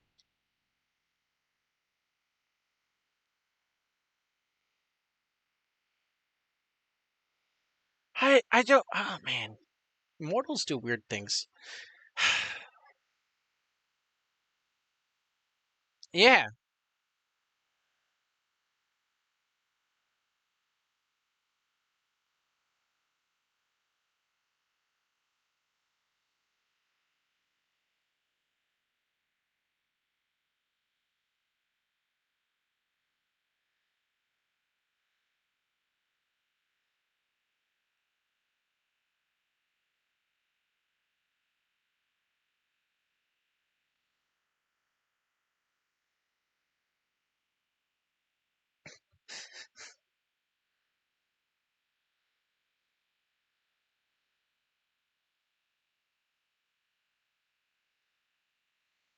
It's okay. Skeletons appear to be confused too. Eventually, he pulls out the map. He's like, "Okay, so you're saying here that lines up with where her castle was. It makes sense. And I know the dwarves had earthquakes, so if we assume, yeah, that probably is underground at this point. About how deep underground is it?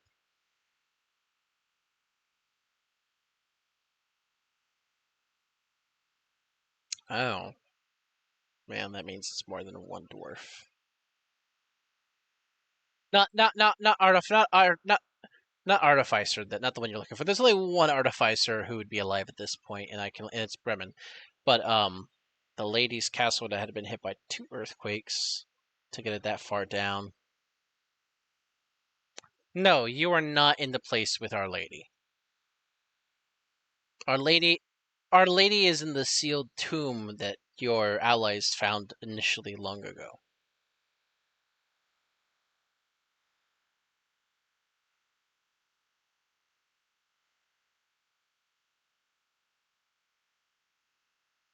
I mean, Bremen is probably with his lady and is trying to get the seal open. Um, you came here. Well, there are two dwarven kings who died probably fighting the lady. So, okay. Yeah, sure.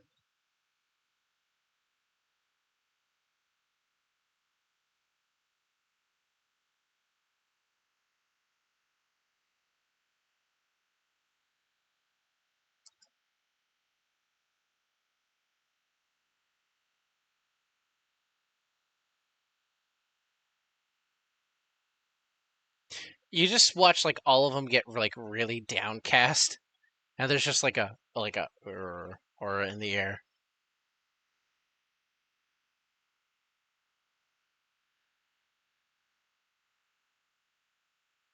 No, it's just been 4,000 years since we had flesh. I don't remember what we were.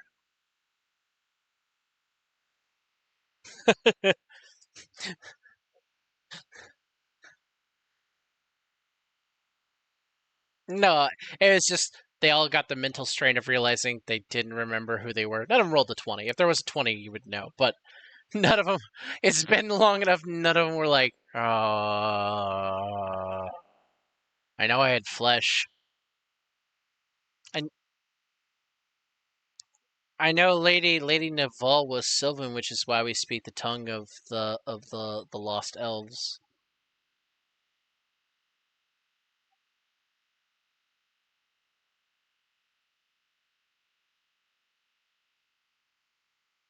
Saying that. But I don't know what we were. I don't know if we were the same as her or something else entirely. I don't know if we came from where she came from, or if we were where she arrived and had set up her kingdom. I don't recall any of that. It's the name we gave ourselves when we became free of Arselian's shackle when he went to sleep. I guess. Fucking bastard.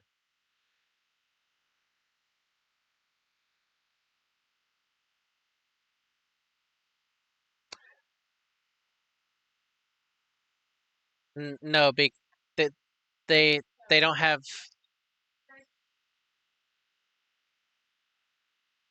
Well, no. So stop. There's two categories besides ourselves.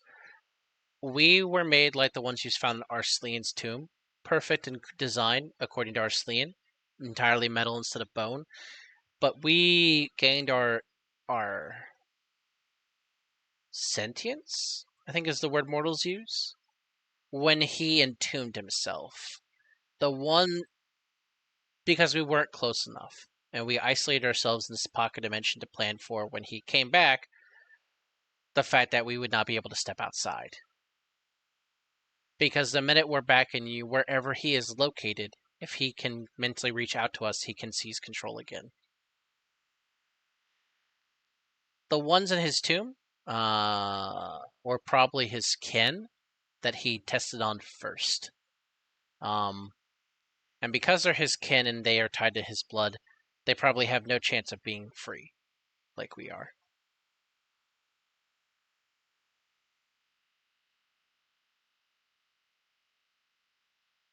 it would give them the best chance of being set free. You'd have to destroy the entire body they exist in to set free their soul, I think. I'm not sure on that because there's an uncomfortable conversation about our philosopher.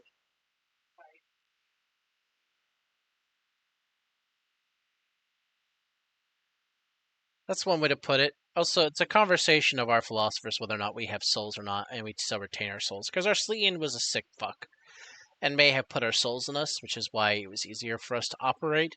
But I don't know, and none of us have ever been able to ascertain because when we die in the land of the Necron, despite our best efforts, we come back as a Necron, and we there's no like distance in our memory, like there's no gap.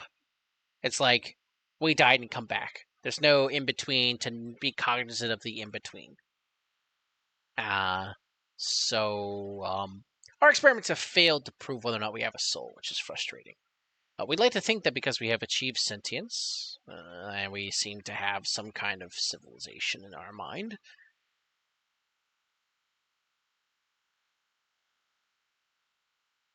though he could easily shackle our minds if we step in.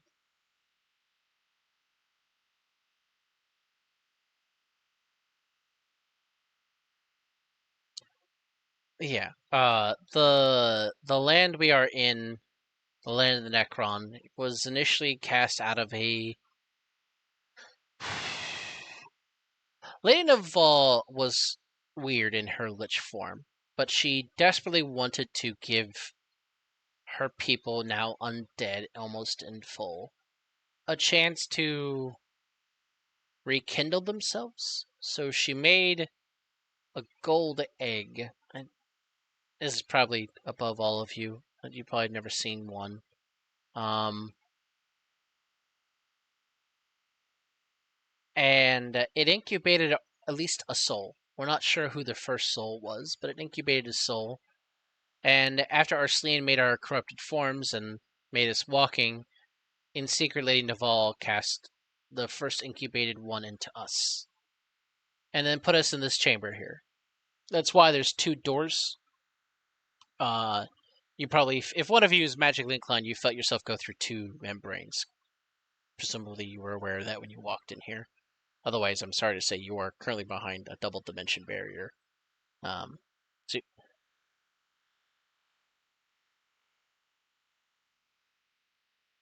it's well, you instead of being in the foyer, you're now in the living room. You you walked through the front door into the foyer, and there was no greeting for you, so you kept walking into the living room, and now we're in the living room.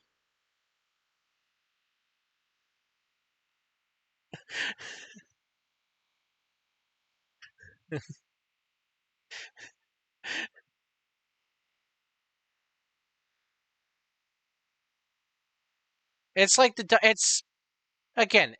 We're not in the dining room. We're not in the bedroom. Those are other rooms in the house. You're in the living room. Focus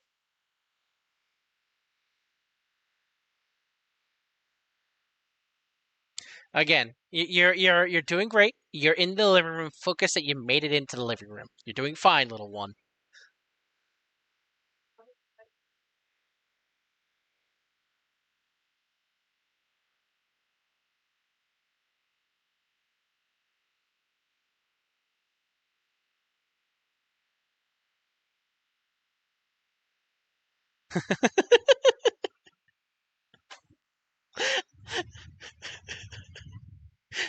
It's okay, boy. The stairs aren't dangerous. I don't believe you, Dad.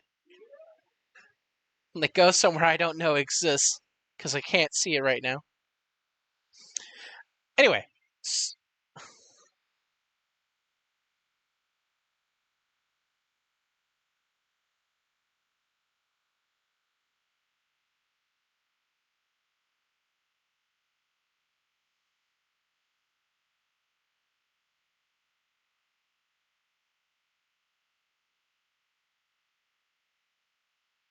I mean, yeah, you should.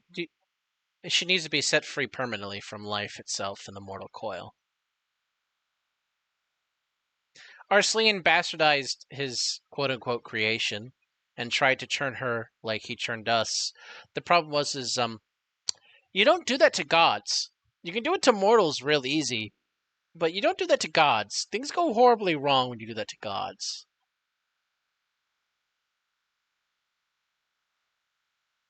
And you kill her?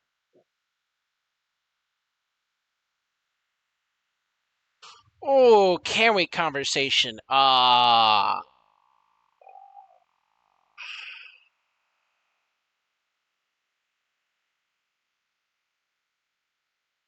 Do you have weapons that do necrotic and radiant at the same time?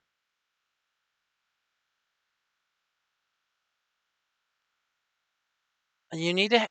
Your attacks that do light will do limited damage, and your attacks that do necrotic will heal her. But if you have an attack that can do both at the same time, you will do double damage to her. Her body is a contradiction because her god form cannot die. Arslan did not know that, fucking idiot.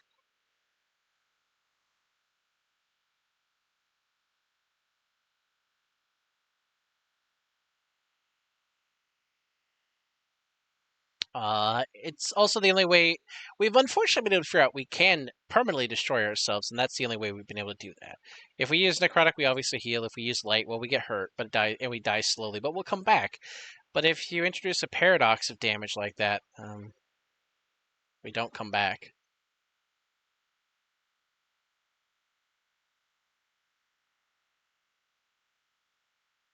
I mean, he looks perplexed for a while. He's like, we didn't really ever try that. We tried putting it on the same weapon. I don't know if it would work. Um, and since we can't be fruitful and multiply, you'll understand if we do not want you to test that.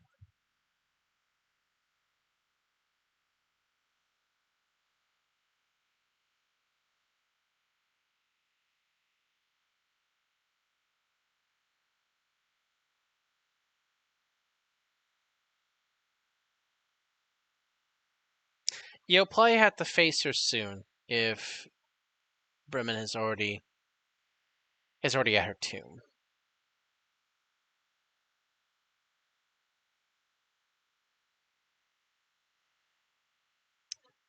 Um,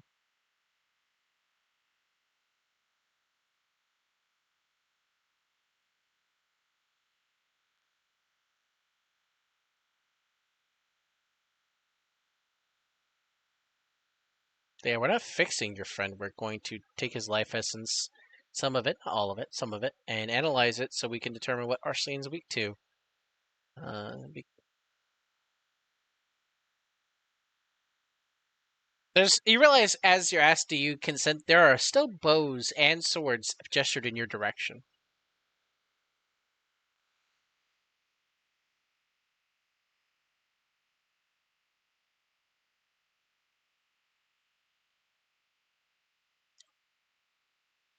We won't kill your friend. To be fair, in all truthful honesty, we will not kill you.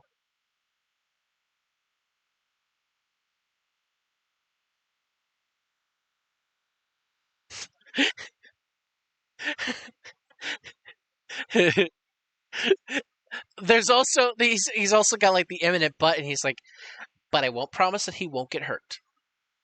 Well, we're not gonna kill him.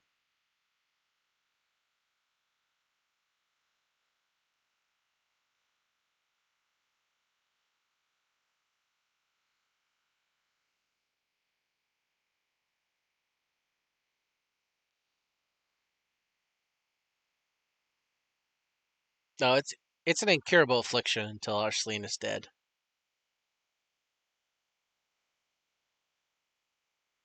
He's basically you basically become a sex vampire. Do you have vampires in your world?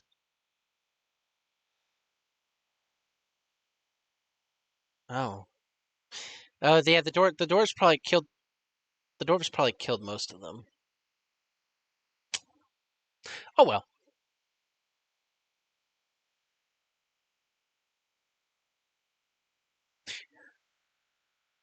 Yeah.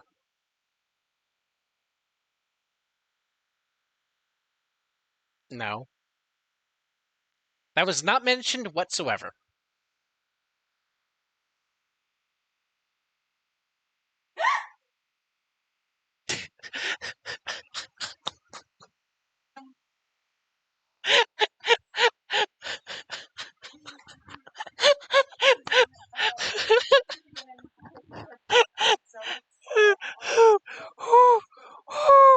Holy shit! I wasn't ready. I wasn't ready for that question. We'll come back in a little bit. Everyone, take a walk break and a piss break. Oh fuck! I wasn't ready for that. I love you so much for that, Bingles. I'll have a response for you when we come back.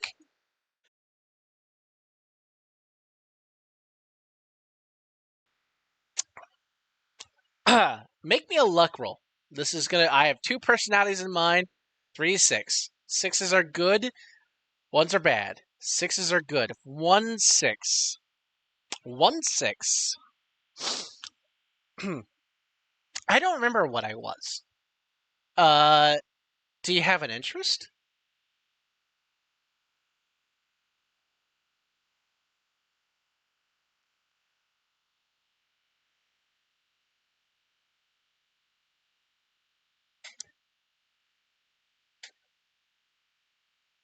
Arslan wasn't undead. He was a celestial. I'm just reiterating that point for the players. Yep. Yep. No, Arslan was basically skeletal, but he still had flesh on him because he was in cryostasis, effectively. He went into cold sleep and his body was not eating, so it was shriveled up. Yeah, he was a little bit he was a little cold mummy, but he was not actually undead. Despite allegations constantly made by members of the party over the last few weeks, he was not undead. He was not a lich. He was a celestial.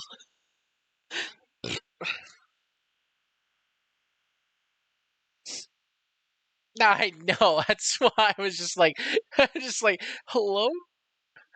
Despite evidence to the contrary, the party has kept saying he's a lich. He's undead, and just like his ass was bony doesn't make him actually bony. Anyway, she or he, they don't know. If you'd like to help me explore, I we could. I if there's a reason to science it, it'd be interesting to know.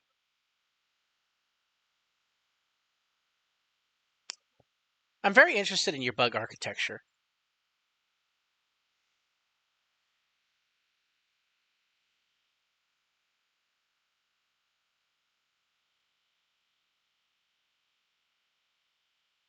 It,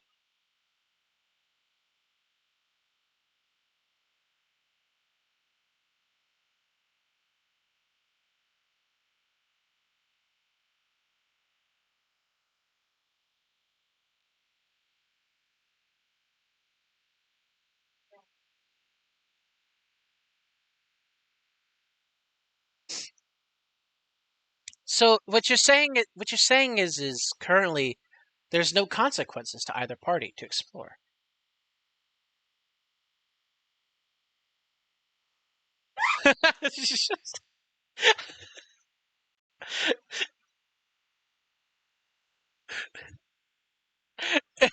Just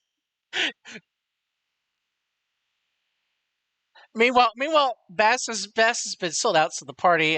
So this is what's happening over here. Is just as the boys are basically grabbing Bass.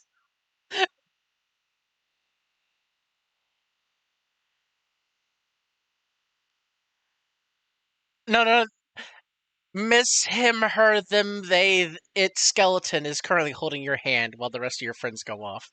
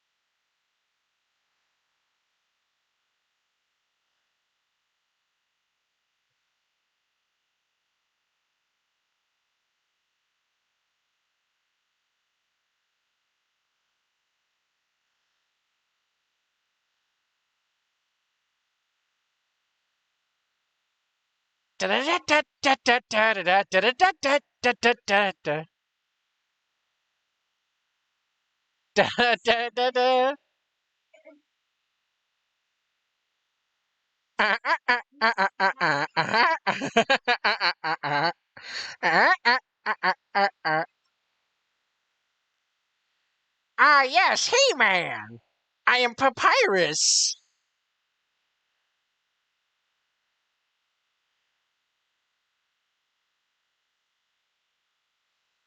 Spooky, scary skeletons. Spooky, scary skeletons.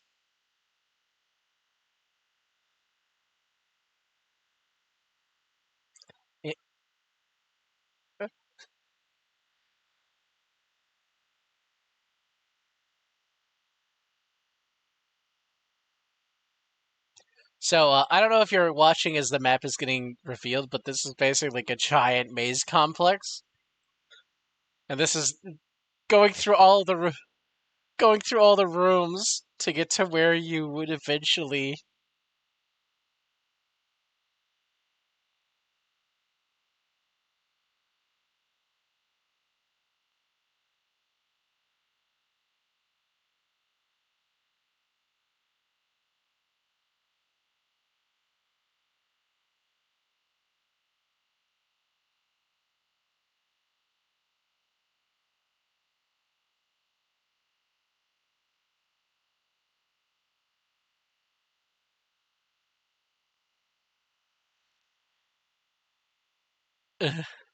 So the rest of the party, besides the chick and the bone, uh, can place themselves in this room here, where uh,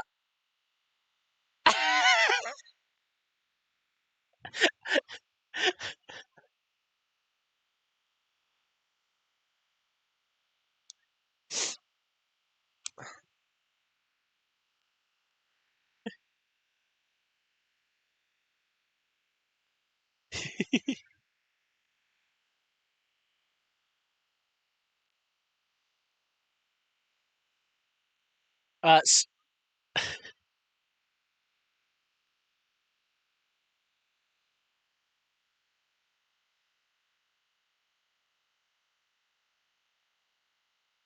Siri, all right, Siri, go ahead and place yourself in the room somewhere, Siri.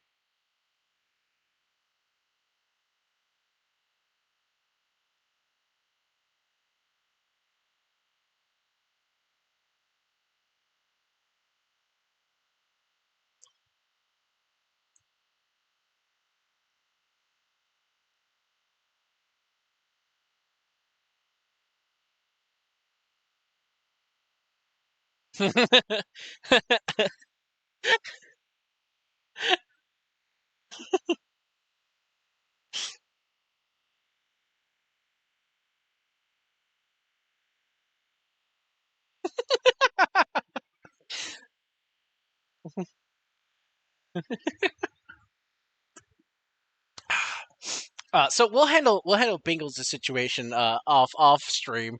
Uh, hey yo, off stream. Hi Ryder. That's not a call for you, boy. Anyway, so in the lab room, what has now been turned into like a weird operating room, as there's like all types of different armored skeletons in here, who've now got like little lab coats and little visors on. Hockey would have been happy to see this moment.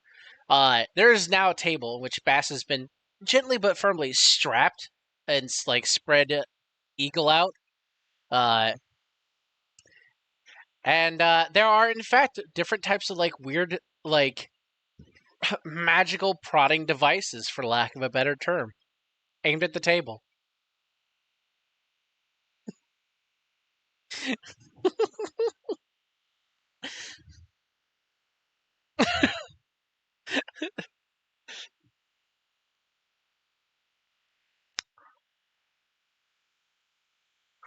So the one over here by the door basically locks and secures it. Anyway, so all of you, you may experience some circumstances afterwards, but I need to contain the room for our analysis and make sure that like dimensionally we're anchored in case Arslan tries to find him. So he does open the door, and he hits the switch, and you see the door go from being a normal door to one of those metal adamantine plates.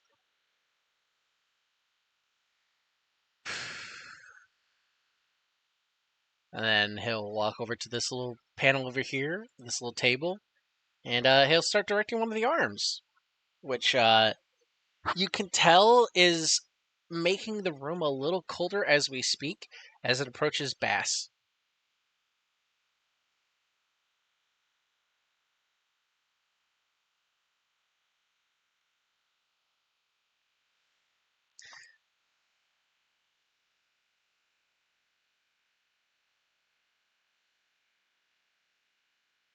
Da da da da da da da da da da da da da da da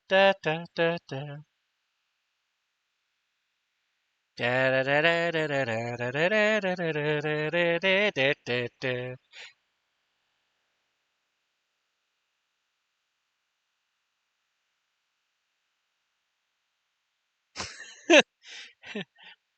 You sexy man. Anyway, Bass, I'm gonna need a Constitution saving throw.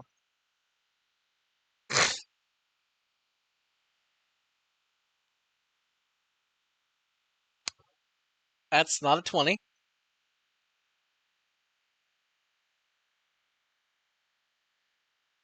You take 7 points of cold damage.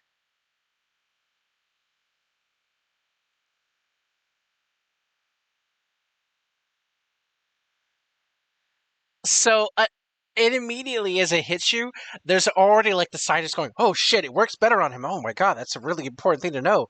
Our Sleen used to be immune to cold damage."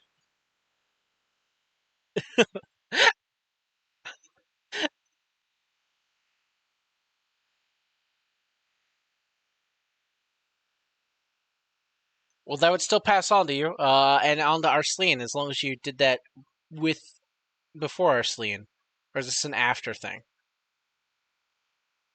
There's just like a weird. You can't tell from their expressions because they don't have expressions, but all the scientists just immediately scratch it out and are just looking at you like, "What the fuck is wrong with you?"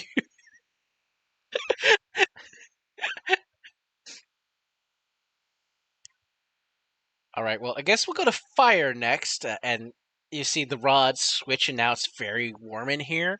I need you to make another Constitution saving throw.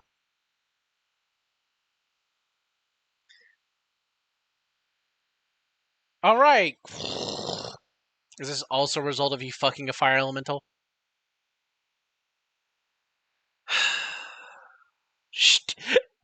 Is a bunch of like ripped paper and it crinkles to the ground. Fuck. Uh, Head of the lightning rod. Everyone who has metal armor, you should take off metal. All the melts, all the skeletons move closer to the table. But if you are a living thing, you might not want to be too close to the table wearing metal right now.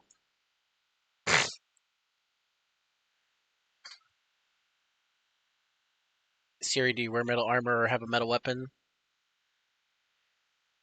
You might want to go over here or over here if you do.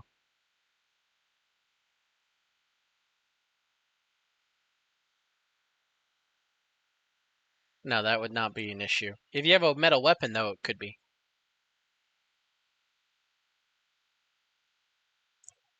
It still might be advisable, given your fleshy, to still go over here. You still might want to go over there, sir.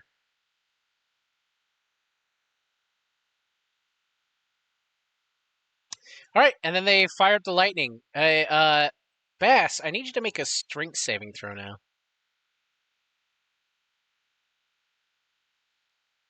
Okay, it's time to make a luck roll and see what happens.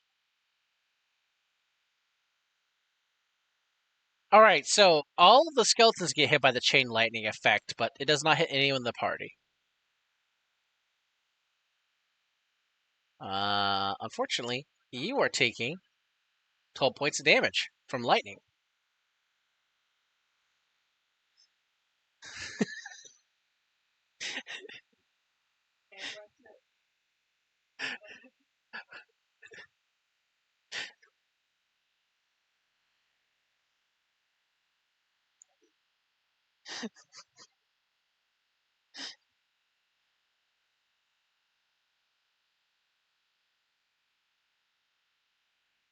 How much are you laying on hands for? Here, boy.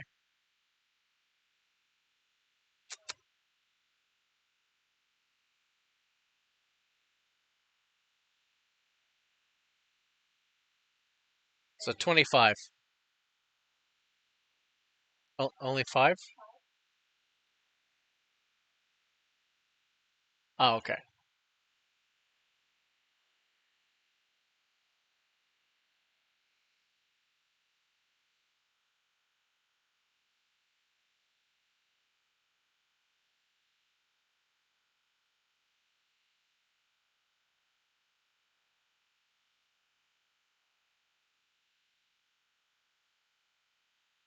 All right. So you got 21 HP back then. And then now that the healing is done, you might all want to step back. We're gonna do acid now. Is that a weakness you have to acid? One of them looks at you, Kira. That's understandable. Make a con saving throw again.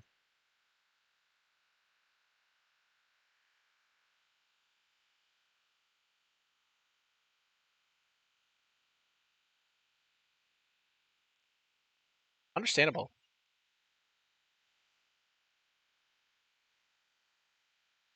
Understandable. Okay.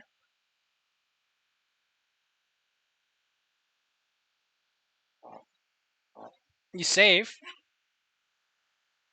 and you take 1 point of damage.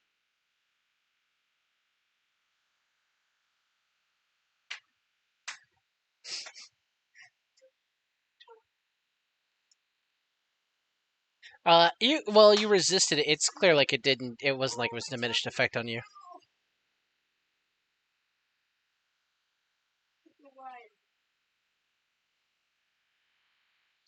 All right, and now we move to poison. So make another con saving throw.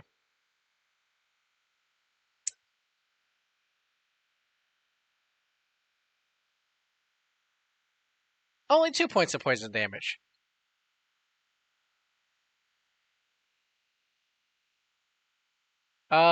Yes, because he failed the saving throw.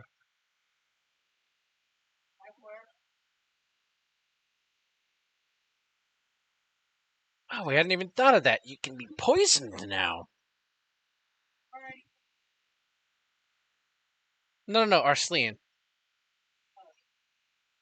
The life essence that has been given to Arslan is also compromises him. So whatever your friend here has immunity, vulnerability, to, is potentially something that Arslan can suffer from.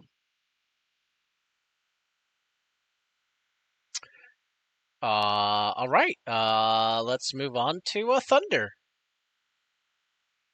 So now, instead of a prodding rod aimed at you, that's been shooting you with energy, there's now like a weird dish with a prodding rod in the middle of it aimed at you.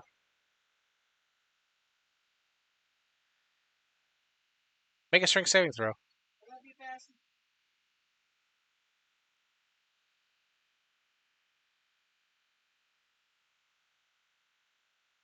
15 points of damage. Well, that looked highly effective, or were you just that you're just not good at resisting that? He's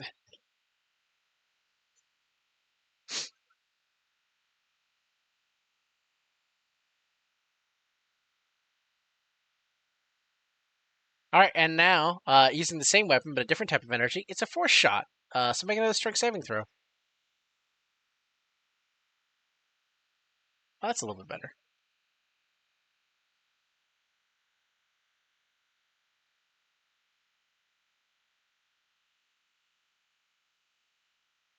Another 4 points of damage from force. You're doing good, sir. Now we're gonna go to Radiant.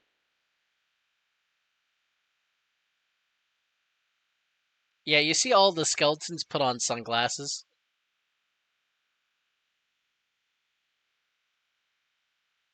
I need you to make a charisma saving throw.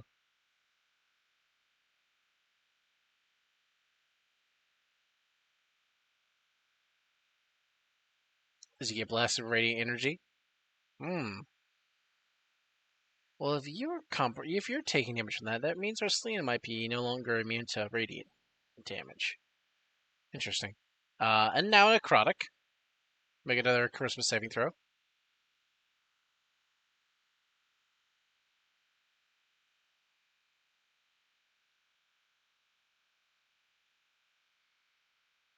And then finally psychic. Make a charisma saving throw.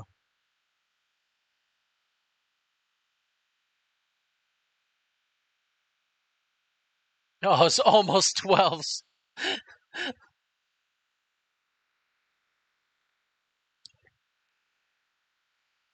All right. Now the practical test. I need you all to restrain yourselves because it will look like we're just trying to kill your friend, but we're not.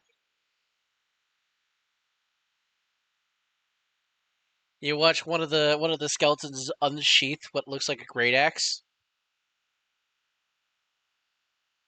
I don't I don't think I can be.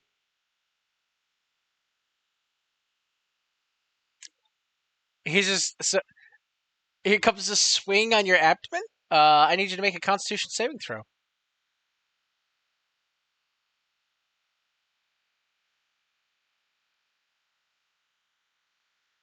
I didn't feel so bad.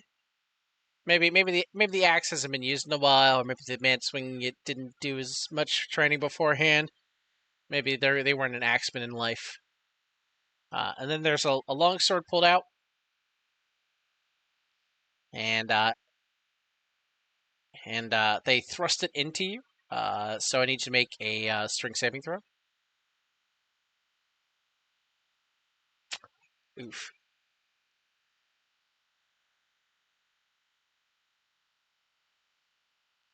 And then finally, a maul is pulled out, and he just swings it at your ribs.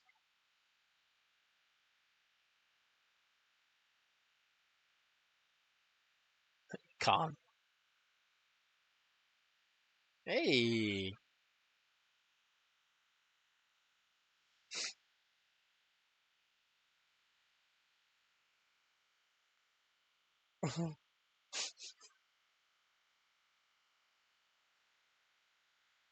Alrighty. Now, now the GM makes notes.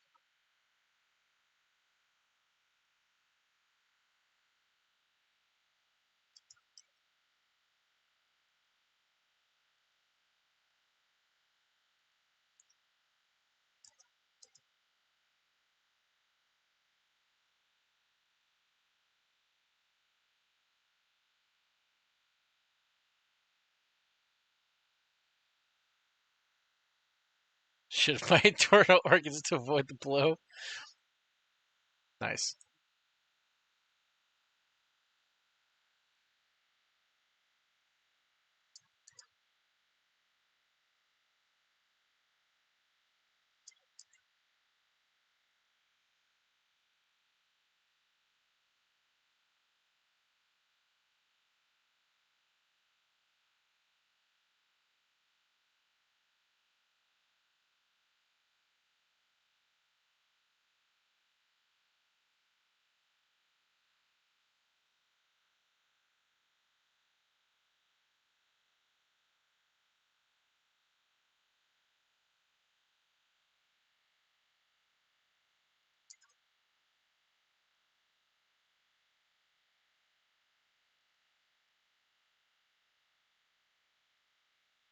Yeah, that seems reasonable.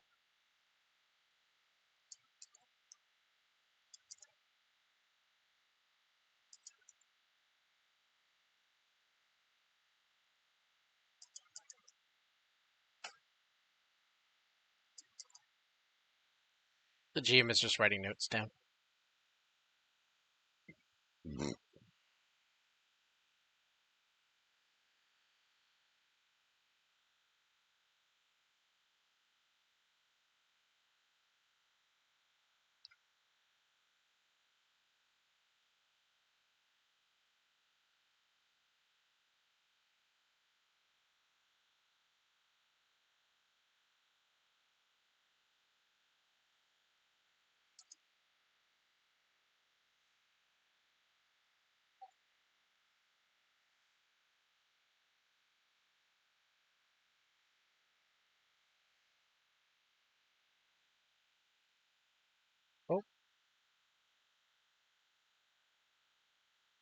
I accidentally closed it again. I did not know there was a just disconnect from activity button in the top right. Uh, mildly cursed. I just accidentally clicked the wrong button. Oh no, damn, that looked like it hurt. Jesus, popcorn.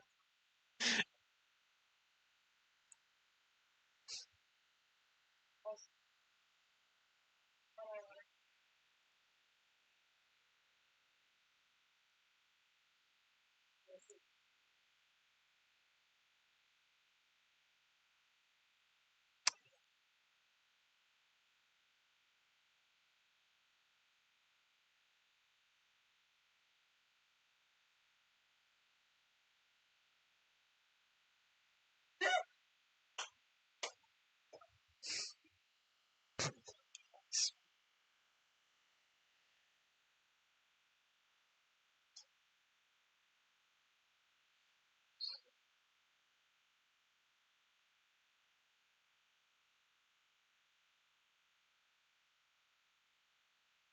see, ice, fire, lightning.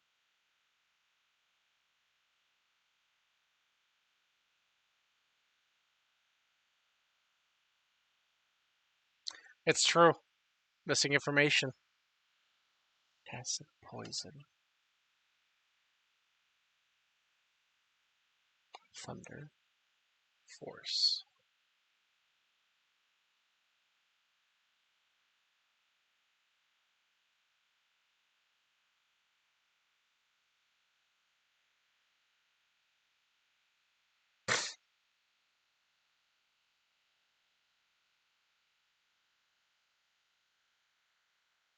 True.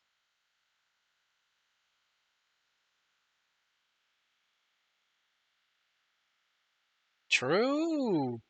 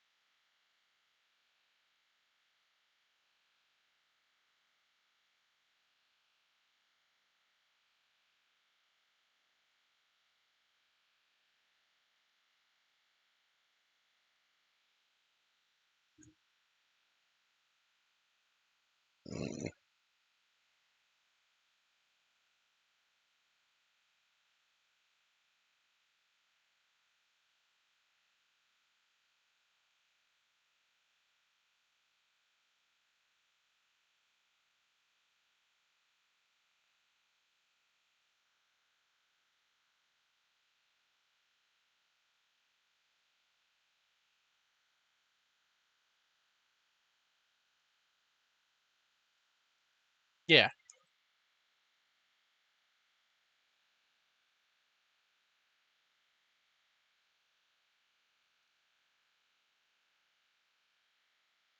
All right. So at the end of that testing, they, they look at you and they're like, "Oh, well, that could be not good."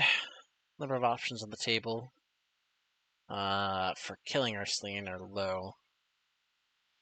You said 500 years. Hopefully, give us time to figure out something that we can make. Um, did you have anything else you needed to accomplish here? We can return your friend at this point. Yes,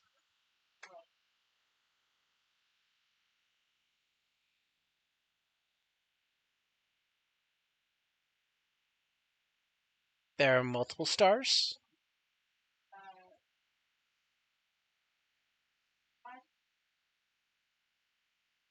Star,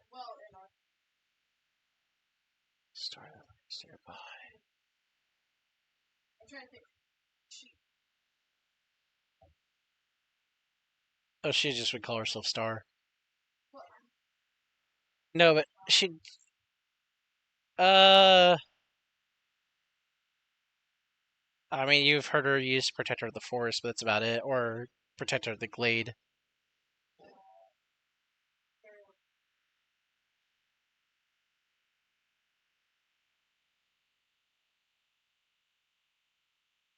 doesn't really illuminate for us who you're talking about.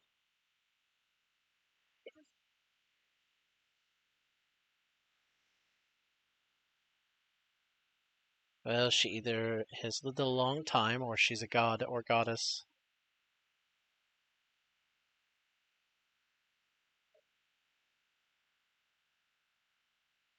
Then maybe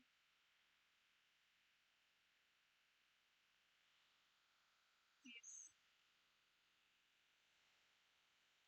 We we can't leave at this point. If our Arceline is awake, we cannot leave. You're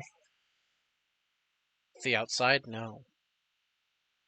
You're the first. You're the first. You're the first fleshies to come here since we built this place.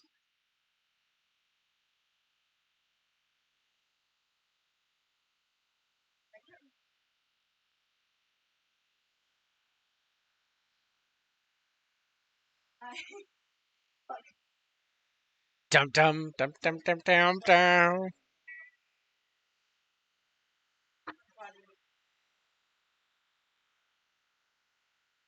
oh I can't remember. It was a place that had been identified as a possible location to visit by Georgie. He did not know what was here. He just it was a rumored spot based upon the maps they had. First one. And so we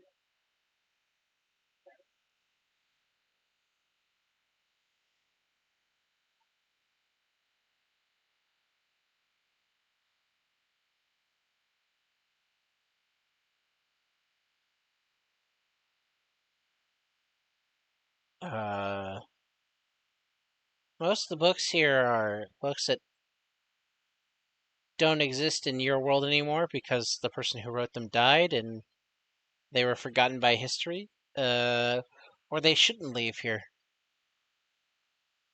What book do you need access to?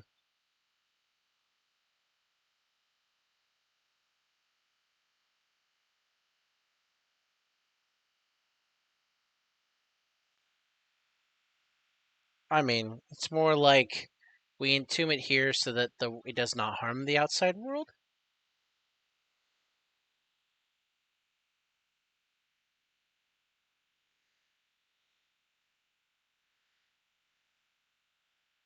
Well, I mean, a lot of things in here don't want to preserve the outside world.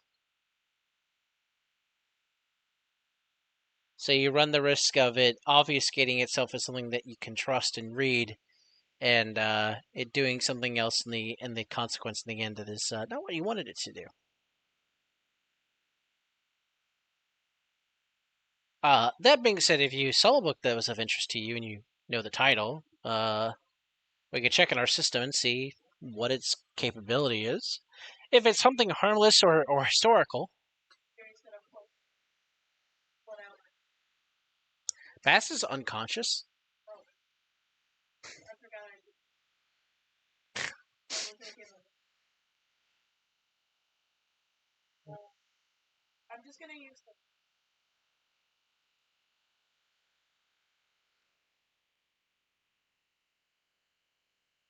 Okay.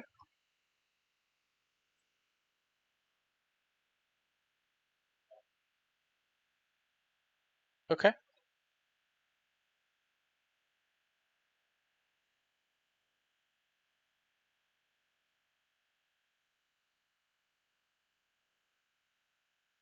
Those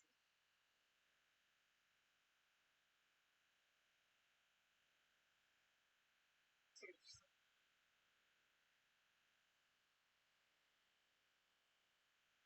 And also,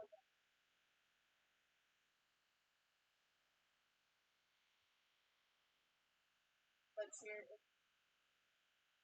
I was gonna say,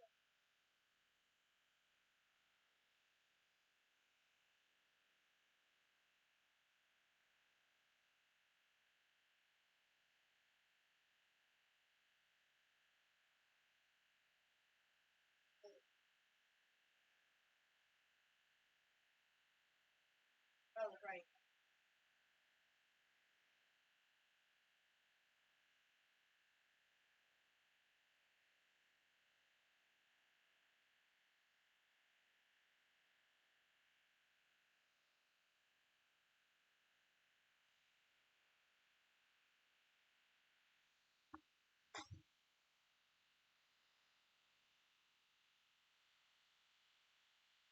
The Why are you wanting us to look up a diary of someone named Jordan?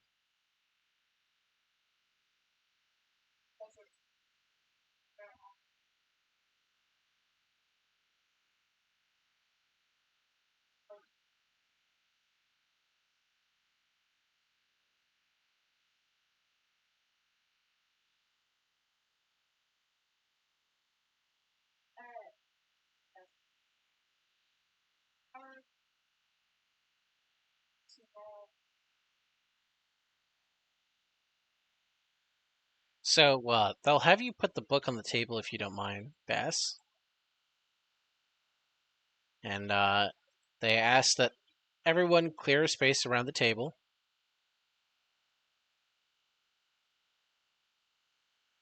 And the skeletons that are on the inside start casting a ritual spell together. If it's if it's of concern, not knowing what it is, but it flickers both good and bad, and then we'll do a spell and hopefully it'll give us information. So after a while, they they cast what feels like an upcasted consecrate, and the minute they attempt to put it onto the book, basically, like as it's being cast, you all feel like a black ichor coming around you, fighting the consecrate effect, and you all can see that the book transforms into just like two gold plates that have what Fast knows is the symbol of Arslan, but some weird design on it that seems abnormal. Um, and it emanates what feels like celestial, but also abyssal energy at the same time.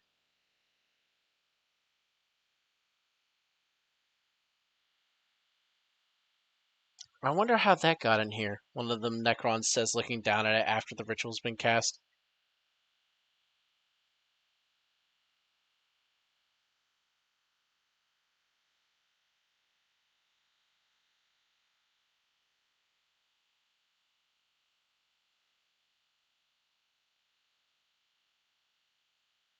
Yeah, this book isn't written yet. It doesn't exist.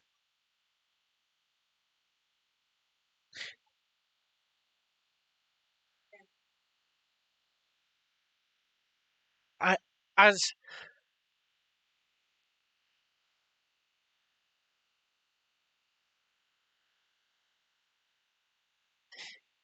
I guess the the better way to put it is what's in front of us is the gold plates that would cast the book, in old style printmaking, but it's the gold plates don't look like they've been printed. They don't even look like they've been cast and set with lettering, so they the book hasn't been written yet.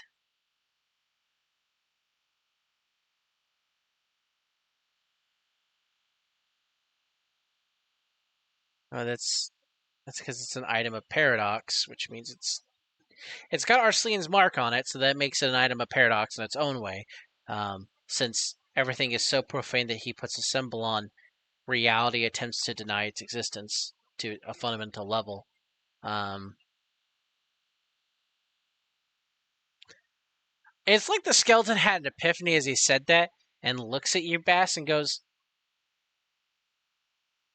"You're not the you were to begin with, are you?" Oh, you ever hear the term simulacrum?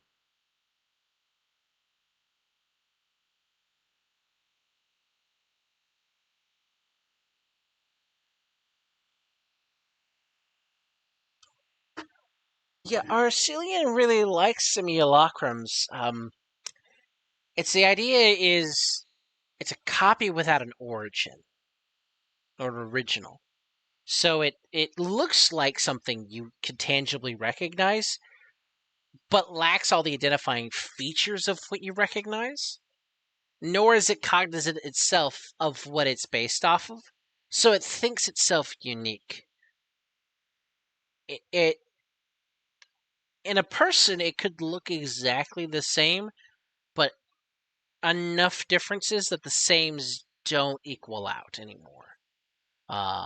So for instance, a change in the preference of color, a change in lineage, change in personality,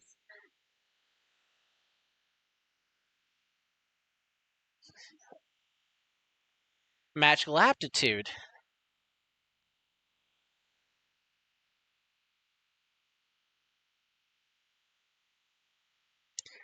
So, a- in the days of the old world, Orcelian didn't just make us. Orcelian was once not a celestial. They were once a summer Eladrin, prideful and egotistical, and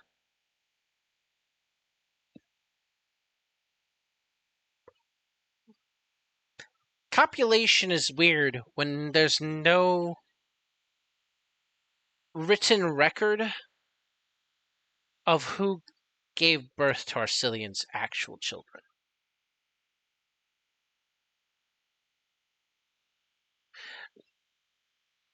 So, at least to us, we attribute to the races that don't have an origin as being of Arcelian's bloodline. Um, Mimics are a good example, for instance. They don't tend to have a progenitor in the normal sense.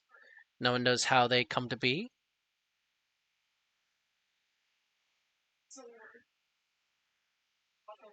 Gelatinous cubes are another. They're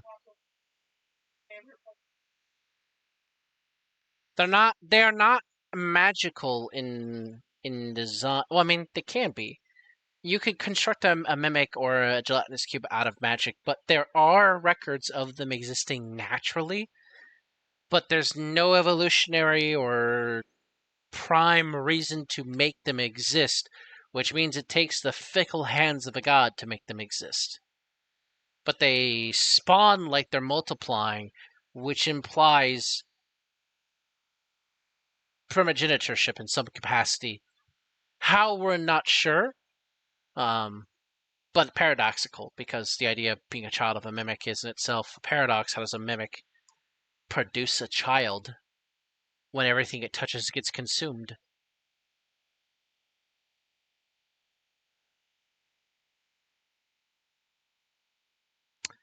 So anyway, paradox. Arslan loves them, like the plates there that are to a book that has not been cast into writing yet.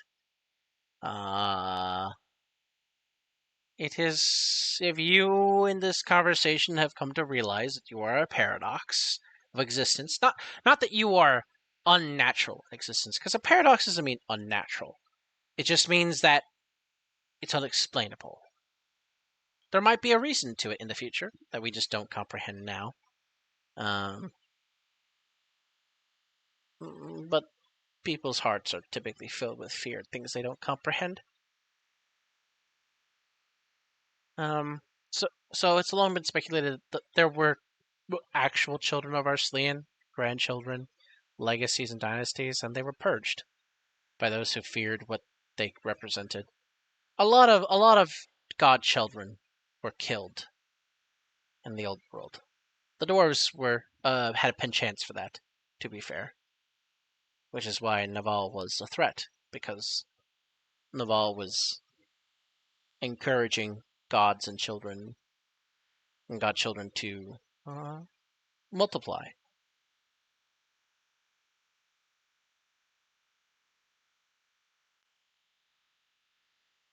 All it is this.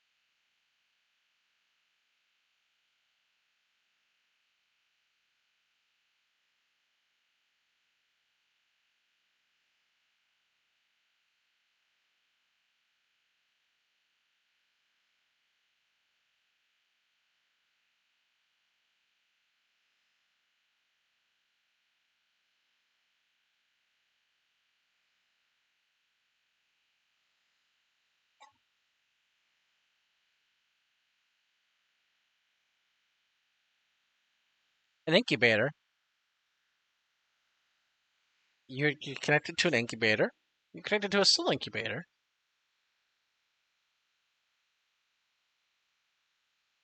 And pod was the term the gods used for it.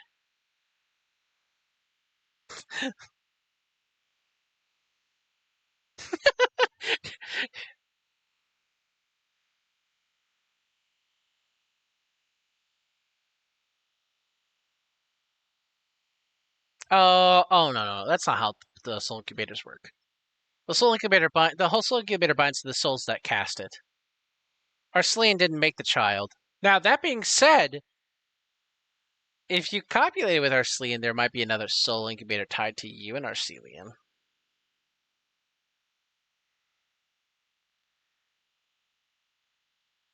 Well, wouldn't it be like a weird half-related sibling?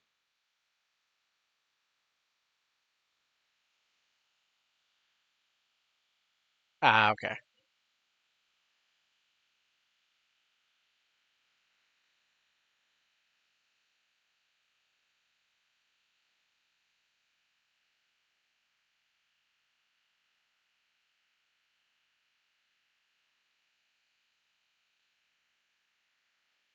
Man, man, no wonder Arslan went for you. Oh,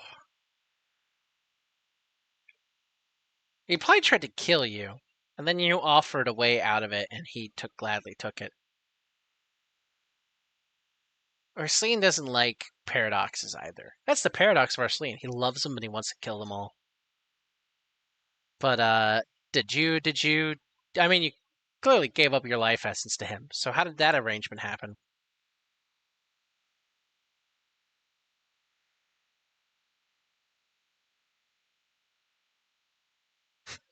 Again, again, if the skeletal faces could make expressions, they would just be like staring at you, like, "What the fuck? Why are you such a no?" No, no, it's just the skeletons when you're saying in a tight spot, and then he was in a tight spot. The skeletons all just like look at you, and if their expressions could make expressions, they would just be like, "What the fuck is wrong with you?" You just feel the judgment and the ew as they look at you.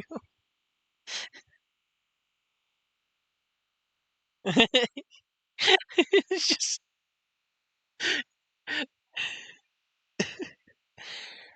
okay. So yeah, there's definitely an incubator tied to you. So oh, oh, oh, wow. Good luck in that in 500 years with whichever ancestor descendant you have at that point. Suddenly glad I no longer have mortal coil. I was feeling pained earlier, being reminded that I was once flesh and blood, but not anymore. Sirius just gonna. Her head is. Her no word.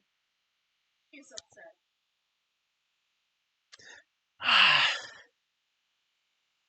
Yeah, yeah.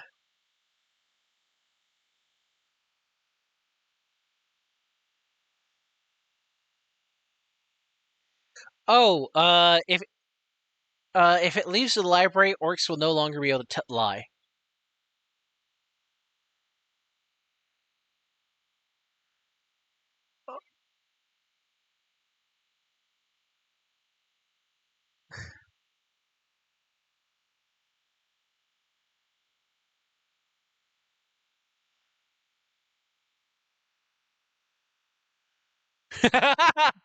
Oh, no.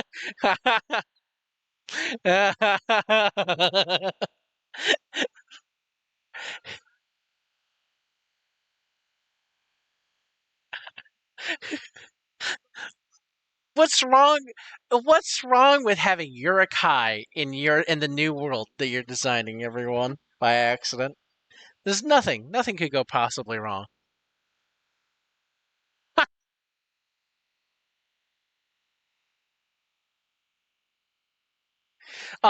In As I say, it also makes all goblins incapable of telling the truth.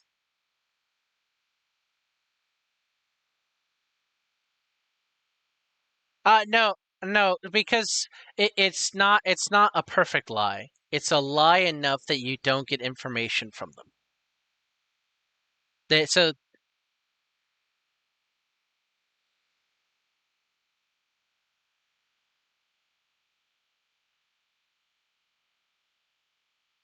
oh yeah, you could always once you know of a book in the vault, you will always have knowledge of it. If you come back down here, you can always find that book again.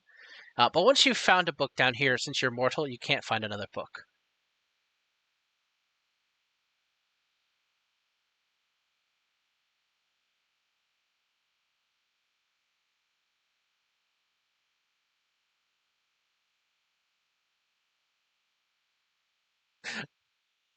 All the skeletons are just staring at you, Roy. Again, they don't have a way to make expressions, but they're all just staring at you after having the conversation of goblins would be unable to tell the truth and orcs could not do anything but tell the truth. It just, how bad could it be? Looking at you, staring.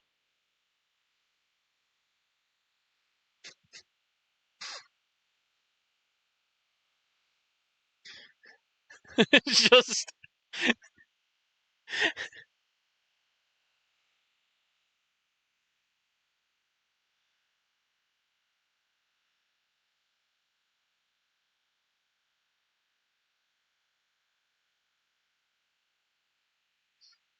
I think that'd be meta because the person who got that one did not tell anyone else they had that book.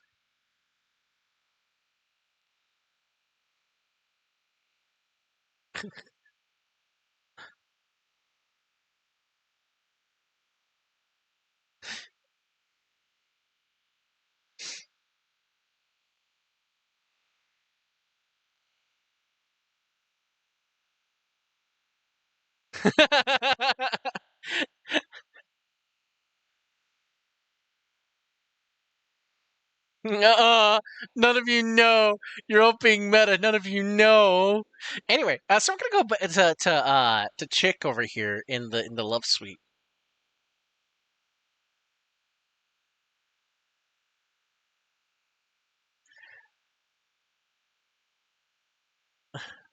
So no, so it's there's not been the fate of black yet. If that happens, that'll be something that you and I talk about. But what's been happening for probably the last 30 minutes while your friend was being experimented on has been you and this nice skeleton person having a conversation about anatomy and probably lots of mutual confusion because when you mentioned not having gender, they were stupefied and curious. So I feel like there's probably been a lot of show and tell, but not any actual play. Mostly because it's the two parties going, I, huh? What?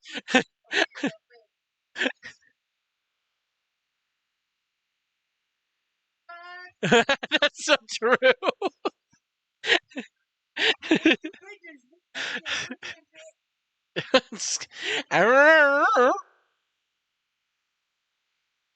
But yeah, no, it's just it's been like 30 minutes of show and tell, and mostly just like them feeling like you have an exoskeleton, right? Yeah, yeah, yeah. There's been a lot of like firm caressing of every nook and cranny of it, and it's not just sensual. It's also like scientific curiosity because the Necrons are supposed to be very like logic because it's their only thing that keeps them sane, kind of thing. And so like this is the exploration of the incarnate curiosity in their form to its full degree. So you're just feeling bones going where you didn't think bones would ever go, and this is your character is just having like an out of body in body experience because there's there's a lot of precision with where these phalanges are phalanging. But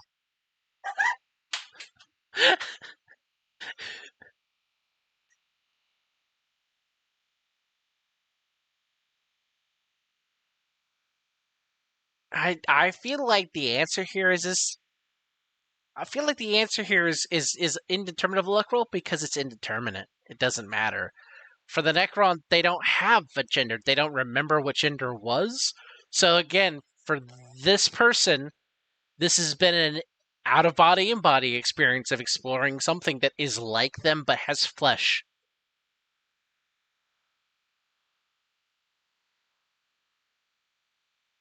Because again, they were dead and brought back to life, and they don't have that equipment.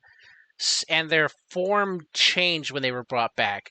Like you can't look at the hips and be like, "Yeah, that was a high elf woman at one point." It's the metal the metalification, the for lack of a better term, the metalizing of their body through magic. Like there's probably different versions of them, like you've seen in the armor and in different amounts of armor. Correct. And their society doesn't require gender because there's no copulation. So you have unlocked a brain moment for one of these, and they are not comprehending their existence, but they are not opposed to it either. Oh no, this is scientific curiosity in its finest hour.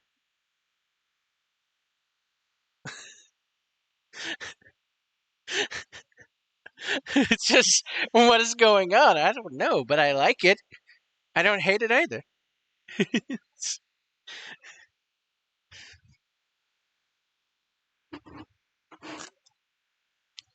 All right. So, like, if you want it to be a fade to black here, perfectly fine and reasonable. We can have a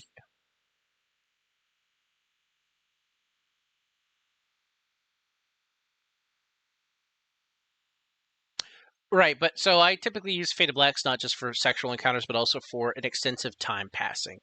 So if to That's all.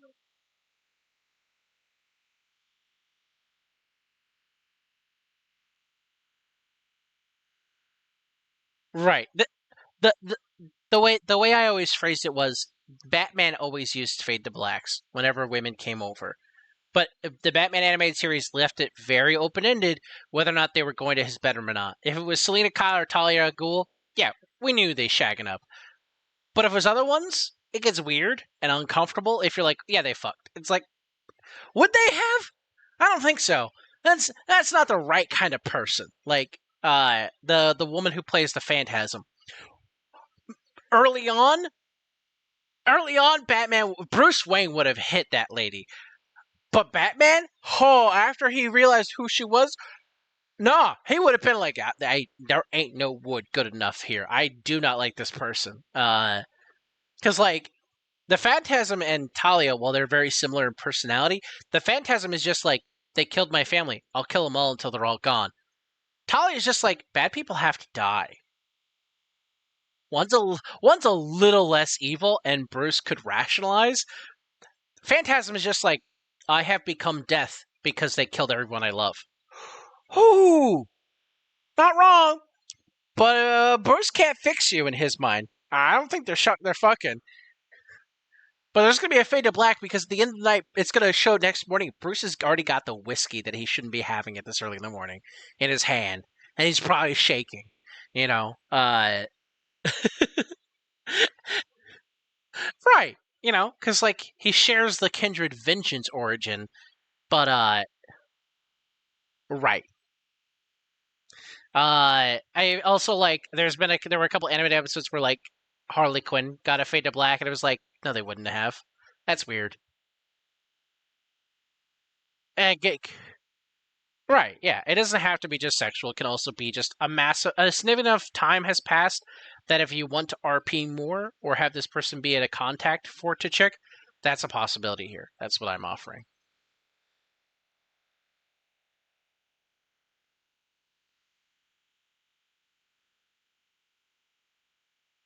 Oh no, they're preparing for war. You've accidentally told them that the greatest enemy and threat to their existence is alive again. So this is a bunker. This is like Cheyenne Mountain. So like for characters who are in the next campaign, it's a possibility that you could make this, and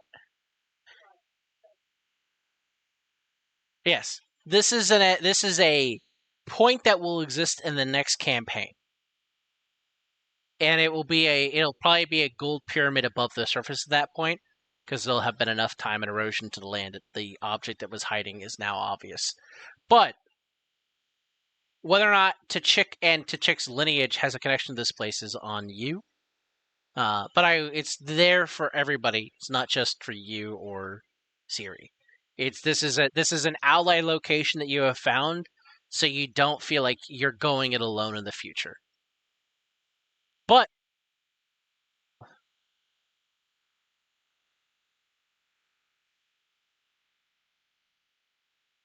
yeah, yeah. Yo identifies any and time.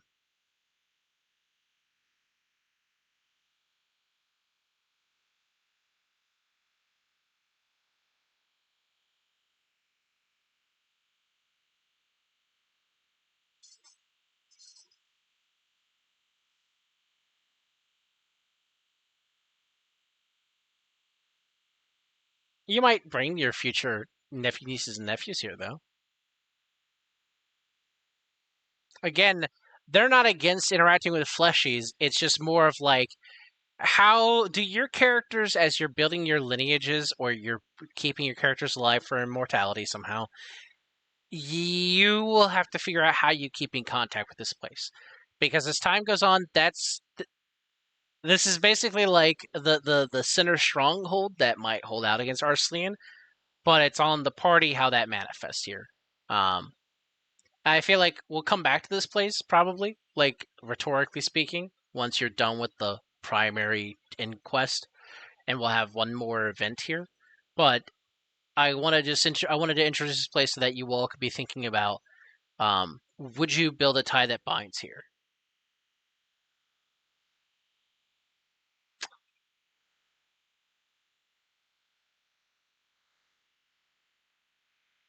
Nah, come on, Eric High in the New World would be fun.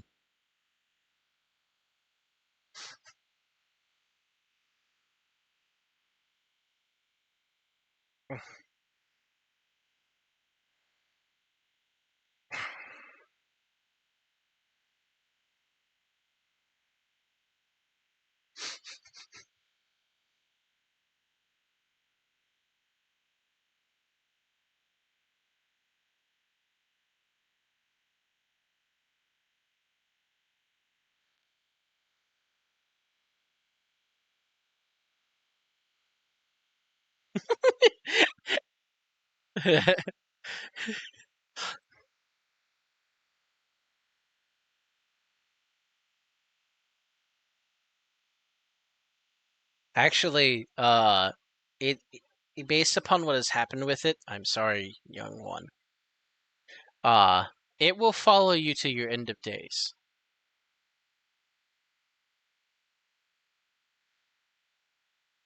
Uh, I mean, they're no longer on the table, are they? Yeah. Mm-hmm.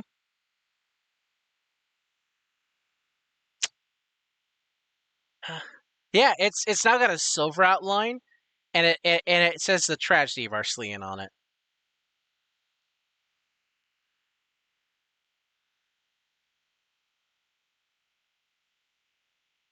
No, it's they're two silver plates now.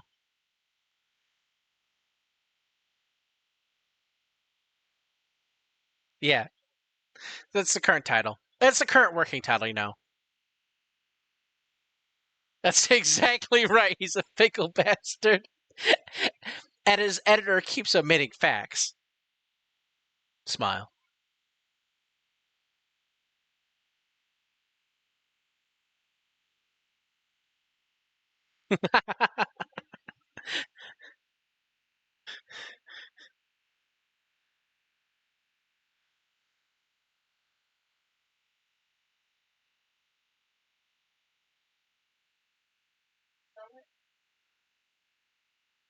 That's correct. I have not seen it.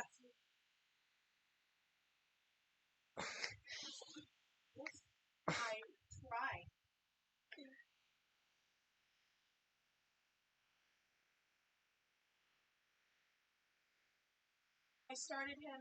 Started internet.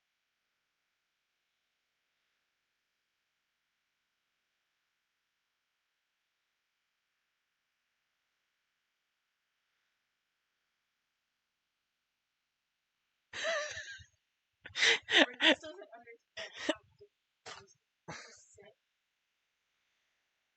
No, it's really it's That is not Stellaris. Fucking Civ. Hearts of Iron. because the thing is the other thing Duck isn't admitting to is the Duck wants me to sit in bed next to them, which is adorable and fine. The problem is the government accidentally trained my brain to not be able to do one thing at one time, and so I can't sit still long enough without falling asleep or doing other things. Oh, holy shit, there's a raid from Maggie. Hello! I feel really bad because we're definitely wrapping up. We're definitely wrapping up. And I would have raided you, Maggie. Thank you for the raid, everyone. Oh, good. Yeah, we're currently roasting me for the movies I have not seen in my life. Also, oh my god, stop. Let me make sure.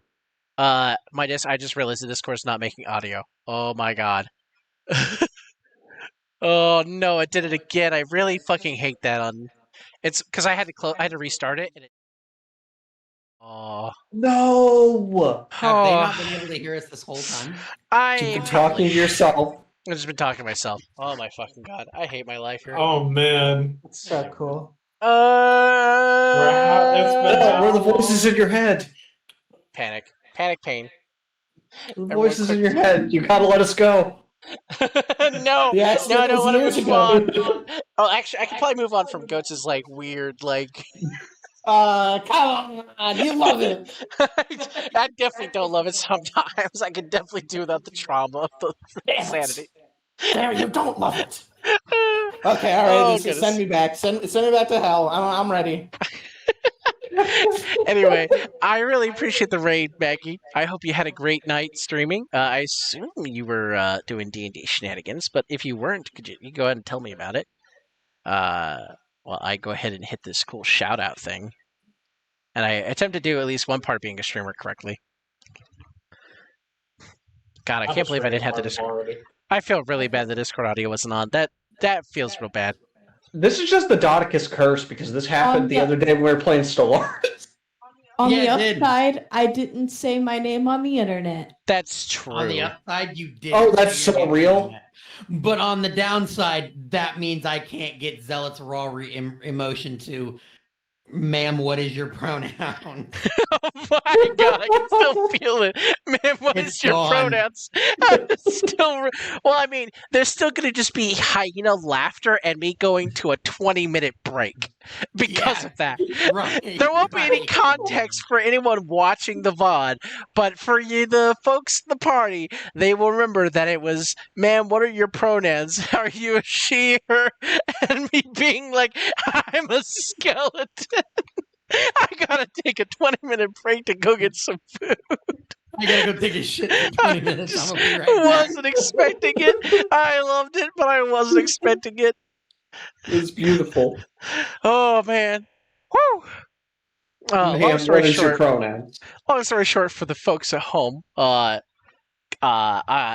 party ran into a basically a tomb, but it's filled with sentient, scientific, scholarly obsessed skeletal people who have metallic bone structures because they were made by a twisted evil god who initially enslaved them, but when he disappeared, they got their freedom and fucking hid themselves from his mind if they could. And the party found it, and they were having interactions with them. And that led to Pringles, who is playing a ungendered, non-gendered. I don't know what the right way to phrase it is, because you're in between stages where you might have one or not. Yeah. Yeah. An ungendered Trikine and asked a valid question, which was, "What are your pronouns?" And all of the skeletons went, "I don't remember what I was when I was alive. Like it's been more than a hot 2 millennia or so since then. It's been 10,000 1,000 years. years." Hi, Mr. Ryder. Thank you for the attention, Mr. Ryder. Could you go over there for now? Thank you, buddy. And yeah, you We're just ate almost and done, you're Ryder. excited. Don't worry. Yeah, he just ate. 2014. He There's just only ate, but he's 3 also tired. months away. Yeah. Yeah, Ryder's just like, it's time for bed, Dad. Get the stream off. What the fuck, Dad? Uh, even though he just ate, he did like the minute he hopped off my desk and over to his little tower position, he yawned, the biggest yawn he could. Anyway, it was a fun stream. I apologize to the fantastic. players for how frustrating it will be that I didn't have audio for you all. And I'm sorry I didn't realize that till we got raided. And I wanted my friends and cool viewers and followers who were showing up of cool friends to hear you. And that's when I realized that. So just want to apologize. It's all cool. It happens. It It does. happens, bud. It happens more than occasional though, and I feel bad about it. Damn it, That's- kid. Ryder, why are you jumping so hard, boy? I love killing you. Get held. And recently Windows No. has started muting things at random. Oh, that's sex, Maggie. I've not had that issue. You know what? What I do have occasionally is everyone will go, "Hey Zilla, why is your mic quiet?" And I'll go, "Oh, let me go check my Windows settings because Windows will occasionally just turn down the volume of my mic device."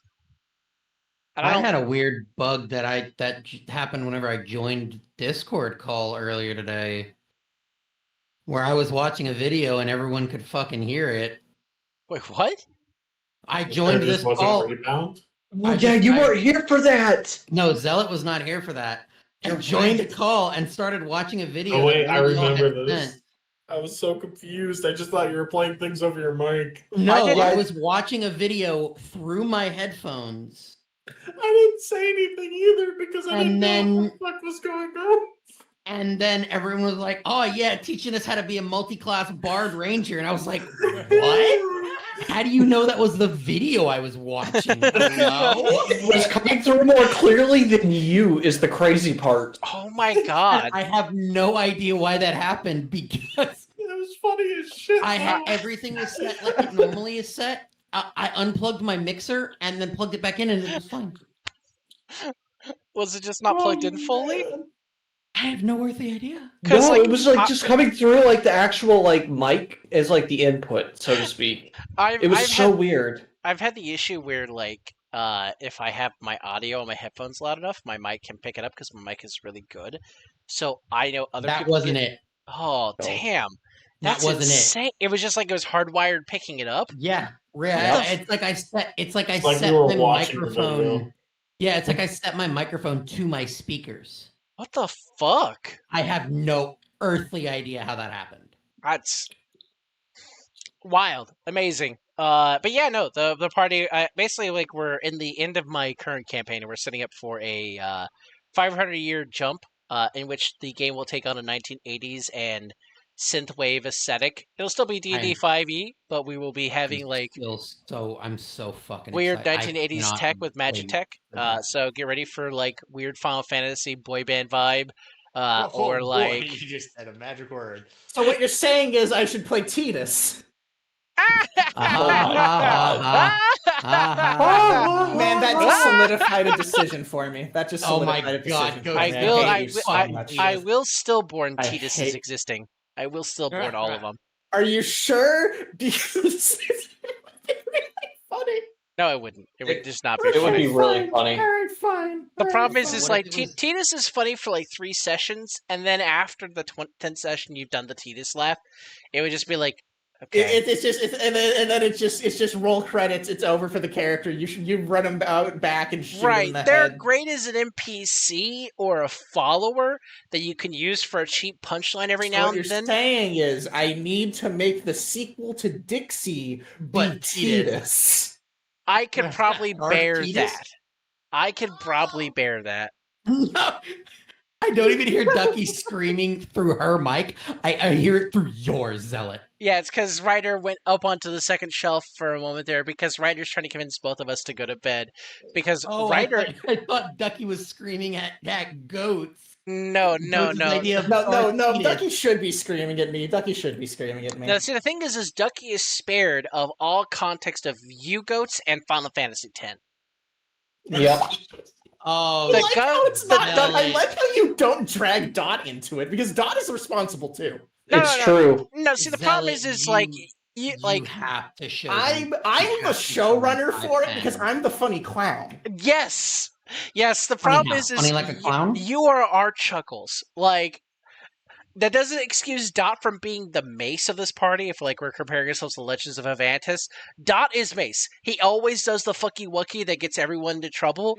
But you're the Chuckles because you constantly are telling jokes, constantly trying to make memes out of it, and everyone's a victim or laughing to it. Which I'm not complaining about it, but it does get you it gets you way more fire than Dot's bad actions do, because it accidentally gives cover. It accidentally gives cover almost all of the time. Because Dot will do something fucky wucky, and then Goats will say something, and everyone will forget Dot did the fucky wucky and will be laughing at what Goats said. You're not wrong. I'm just saying, it happens a lot. It happens a lot, and Dot uses it too. It's just like, how do I make Dot get punished when all of the players have forgotten immediately what Dot did? Hello? Let me just say this. I always think about Kamari in this situation. And if that makes sense to anybody in here, then good. Kamikaze Mari. Oh yeah. no. So what you're saying? Okay, all right. That should be my gimmick. I'm the light. No, I can play Yuna. I can play Yuna with the light cleric. That's the best limit break in the entire game. And I can't believe I have all my hirelings. Does that mean you're gonna be a fucking summoner? No, I'm gonna be a light cleric. You're gonna be a light bringer. I'm gonna have my Kamari Kazi. I'm gonna have Tidus. I'm gonna have all these characters. You're gonna have Lulu. You're gonna have what's the dude with the eye patch? And I'm gonna have the face of racism himself, Waka. Ryder. No, actually, that would be your job at this point. No, I'm passing my torch on to you. Come here, boy. Yeah, I'll play the king of racism, Waka. I would like no one to play. When there will be no Albed references whatsoever. I would stop that right now. No one gets to be Waka. No one gets to be Waka. These are all bad. We are innocent in this world. Yes. Please, for the love of God. Play characters you want to play, not memes. If they're memes because of what happens... I'm not going to play a meme. My character is. I'm not playing a meme. I'm not you think I'm playing a meme? No, I'm taking things dead seriously. Okay. Yeah, Yuna. this is her Yuna. Serious face. Okay, Yuna. This is my face. Listen, I am going to hit that Nene. Goats, you can only play 10-2 Yuna. You can't play 10 Yuna. No, that's even worse. I have no reference for 10-2. I have literally zero reference for 10-2. 10-2 is girl pop band goes to try to save the boy lost in the spirit dimension. Huh? It's okay. Basically, you know everything that was Yuna's character. Yeah. Fuck everything. No, it isn't anymore. Oh. She's now leading a pop girl band where she's the main lead. She's running Charlie's Angels for some reason. Okay. She's been KDA'd. Who made this game? It's still Square. Square Enix. It's still Square.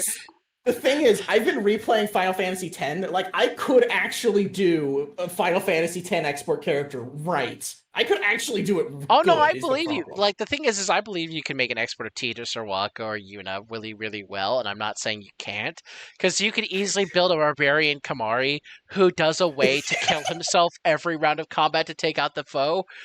But that man's not going to get experience. That's the problem with being dead. You don't get experience. Just like the real Final Fantasy. Just like my real Final Fantasies. That's why I need him to be a hireling, so that when he goes Kamari Kazi, it doesn't matter. Such a stupid ability that Kamari can learn. I'm going to take myself out of the combat. I'm going to remove the single most competent fighter in the party. Let's go. Not if you spec Lulu right. You don't have Lulu at the start. Fuck you. You're right about that. I love Lulu. Yeah, everyone loves Lulu. I love Lulu. Hop off of me, please. She's the best character in the game. When Goats played a Waka at a Warhammer 40k, I introduced Side Demon Lulu. Hell yeah! Hello, humana. We'll talk afterwards. That's not the bone zone. I'm sorry. It was a mess. It was just Waka basically. was a I'm sucker. still taken aback by how in the Warhammer 40k universe, somehow Waka is just normal. That's because he would be in that time world. They're all horrible Literally. people. Yeah. It is, and it's amazing. Yeah. Yeah, no, Fitting. they wound up having like a dream sequence in which they were seeing things they didn't want to see, and because Waka's tragic backstory and up to this point had been he was looking for Lulu and had lost her, I was like, you didn't lose Lulu. She was sealed away, and not anymore. Oh God. This is the same game where we all went to DashCon because we all rolled really fucking badly. There were and then- two and crit then the- fails. There were two crit fails in a warp temple. That's not my Yeah. fault. The That was best the part dice of playing Waka was just that the unspoken comedy of the fact that I was just playing Waka as you build him as a wizard. So he was just casting fucking Mega Flare on everybody. Insane. It's the stupidest. Hey, I have to remind you every time someone brings up spellcasting in the Final Fantasy universe, it is canonical. Donald Duck, strongest spellcaster in all of Final Fantasy. I mean, listen, it's Donald Duck. He literally spit in the face of Hitler and didn't die. I mean, He can cast Zeta Flare. No other mage can. Literally the strongest caster in all of Final Fantasy. it's And Wait, a fucking duck. man. No, you don't- can't argue with that. I don't want him to be. I don't want him to be a better Maggie knows. spellcaster. No, I don't want him to be a better spellcaster than Tella. That's fucked up. It is fucked up. That's It is I hate fucked up. I don't like that. I don't like It that. is fucked up. But Tella it's also died canonical. casting Meteor. He was the strongest spellcaster of us. That can't be. Fuck you, Donald That- Duck. He can cast Zeta Flare. He The did best, it. the best stat died for our sense casting Meteor. Don't take that from him. The thing is, it was totally aping telecasting Meteor too, because It he was, also yeah. then immediately died. Yeah, it totally was. Nomura literally copied that scene. What the just straight fuck? up- That's Straight up fucked copied up. that scene for that. I fucking fucked hate up. that. That would trigger me. Final Fantasy IV was my Final Fantasy game I played as a kid. That would fucking trigger me. Oh my god. I fucking hate that. Oh It's Jesus. the worst ever. It's the worst ever. Maggie's agreeing and I hate it. I don't want that to be a thing. You don't want it to be in your world. It's so cursed. Oh god. I need to get off the stream before I have a heart attack. I'm laughing too hard at this. Best dad is worse than Donald Duck at Magic News at 11. What the fuck, man? It's so good for us to be back. Oh god. It's so good to be back. I just hate that. I'm so angry in a way I can't explain. Also, damn, Duck. Oh, thank you. I appreciate it. Also, I'm gonna show hot, pretty art the Duck has drawn of their Minotaur. Is that okay? Because like, Yeah, I'm not sure. Oh yeah. I'm sorry. cause damn, he hot. I told you I don't know what possessed my hands today, but it made him. We're gonna switch over to the Democracy has Arrived briefing room area, and we're just gonna like open up an image. I need to save this image. Why? Well, I gotta be able to broadcast it to stream. You know. Uh-huh. You might yeah, want to yeah. cover that bottom image. Yeah, I mean, it's not actual It's not BB. subject. It's not, but I don't trust Twitch. You know what? That's Yeah, you know fair. what? You know, to be know fair, what? if I get a 7-day ban, it'll be just in time for my next stream. True. Fair. Oh my gosh, You know it's what so real. makes the fucking Donald Duck scene even better? That's the one Kingdom Hearts game in where that scene happens, where a grand total of 0 Final Fantasy characters show up. Wait, which Kingdom Hearts game is that? Kingdom Hearts 3. Oh, that was in 3? I thought that was in 2. Oh, Oh, that's in 3. 2 is the one that Goofy dies in. So he looks Oh, for things that can be right. mounted.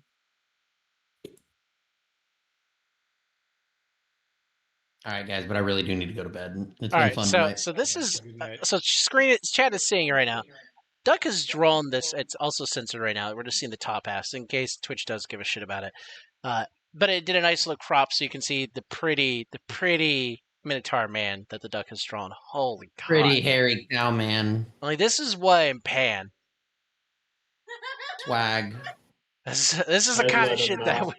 like, I want to shove this man down. I'm getting feral over I want here. him. I want him to Oh shut my me down. god! Are you kidding me? Hello. Hello. Please tell me, What?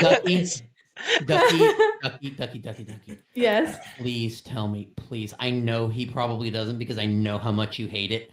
Please What? tell me he talks in a southern accent. Please. Tell Yeah, me he does. fucking- No, he does. Oh, okay. I thought I'm it. gonna go I to bed thought now. it would be I'm gonna go to bed really now. silly, especially I'm gonna after go to bed seeing. now. Have you? Have you seen the clips from the Deadpool Wolverine movie where they show Gambit? Yeah, a little bit. Yeah, I was thinking of like, so his name is Darcius. I'm thinking of making him like my version of Maggie, Gambit, take where care. he's just like, You have a good where night. Thank he's you for just stopping like, in with your stream and your chat, and we'll send them off to go have fun with someone else. I'm so sorry that we were yeah. short here, but we're grateful to have you. And I mean, it's late, yeah, so He's okay. but Maggie, Yeah, good night, I'm good eep, Maggie, and Bingles get a good eep as well. good night, guys. Take care. This Good is fun. night. I'm glad we're back. Good night. shit's pants. I didn't get to finish what I was saying, but what I was saying basically was I after seeing Gambit, it just like solidified in my mind that I want him to be redneck version. So instead of the Creole, it's just redneck gibberish. Hence the lumberjack thing. I feel like it will work, and also I get to jump scare our IRL friends with my horrendous redneck accent that I do. It's not Hello. horrendous like it's bad, but it's like horrendous. Oh What? my God, Maggie, you freaked me the fuck. I thought my Spotify was playing Star Bomb. Oh my God, What? it's playing the Luigi Smash from Star Bomb because I have it as a sound effect. I thought it was my Spotify playing. I was like, what the hell's going on my stream?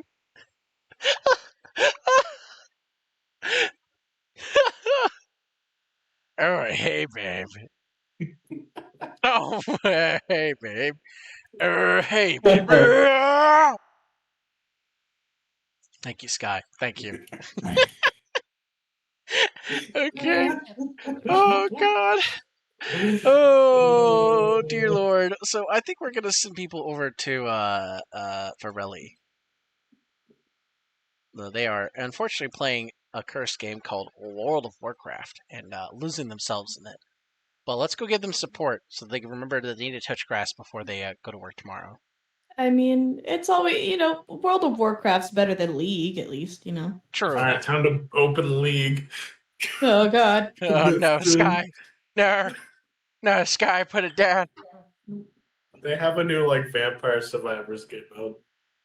Oh, It's my pretty God. fun. I think Varelli had put up on Twitter snapshots of them playing it, so... It's And pretty fun. just being like, I can't see anything. It got worse. It somehow got fucking worse. It's just like, oh, man, that feels bad there, Varelli. Good luck. Anyway, we're gonna raid over to them. She is currently playing WoW. Like I said, she looks like she's doing a raid of some variety. 2 days to finish my FOMO for the week. Understandable. That's the name of her stream currently. So let's give Varelli lots of love and support and continue on the raid train. Thank you for everyone who came from Maggie's stream. Thank you for everyone who's playing with me in D&D. And we'll see you all next time. Saturday at 8 p.m. is when I do my streams here. I also stream Wednesdays, 8 p.m. We didn't stream this past week because life is complicated. We're trying to buy a house, fun things like that. But usually Wednesdays and Saturdays are when I stream. And in between, there's always the chance of a random stream with the duck. Love y'all. Bye-bye. Bye. Bye. Bye bye.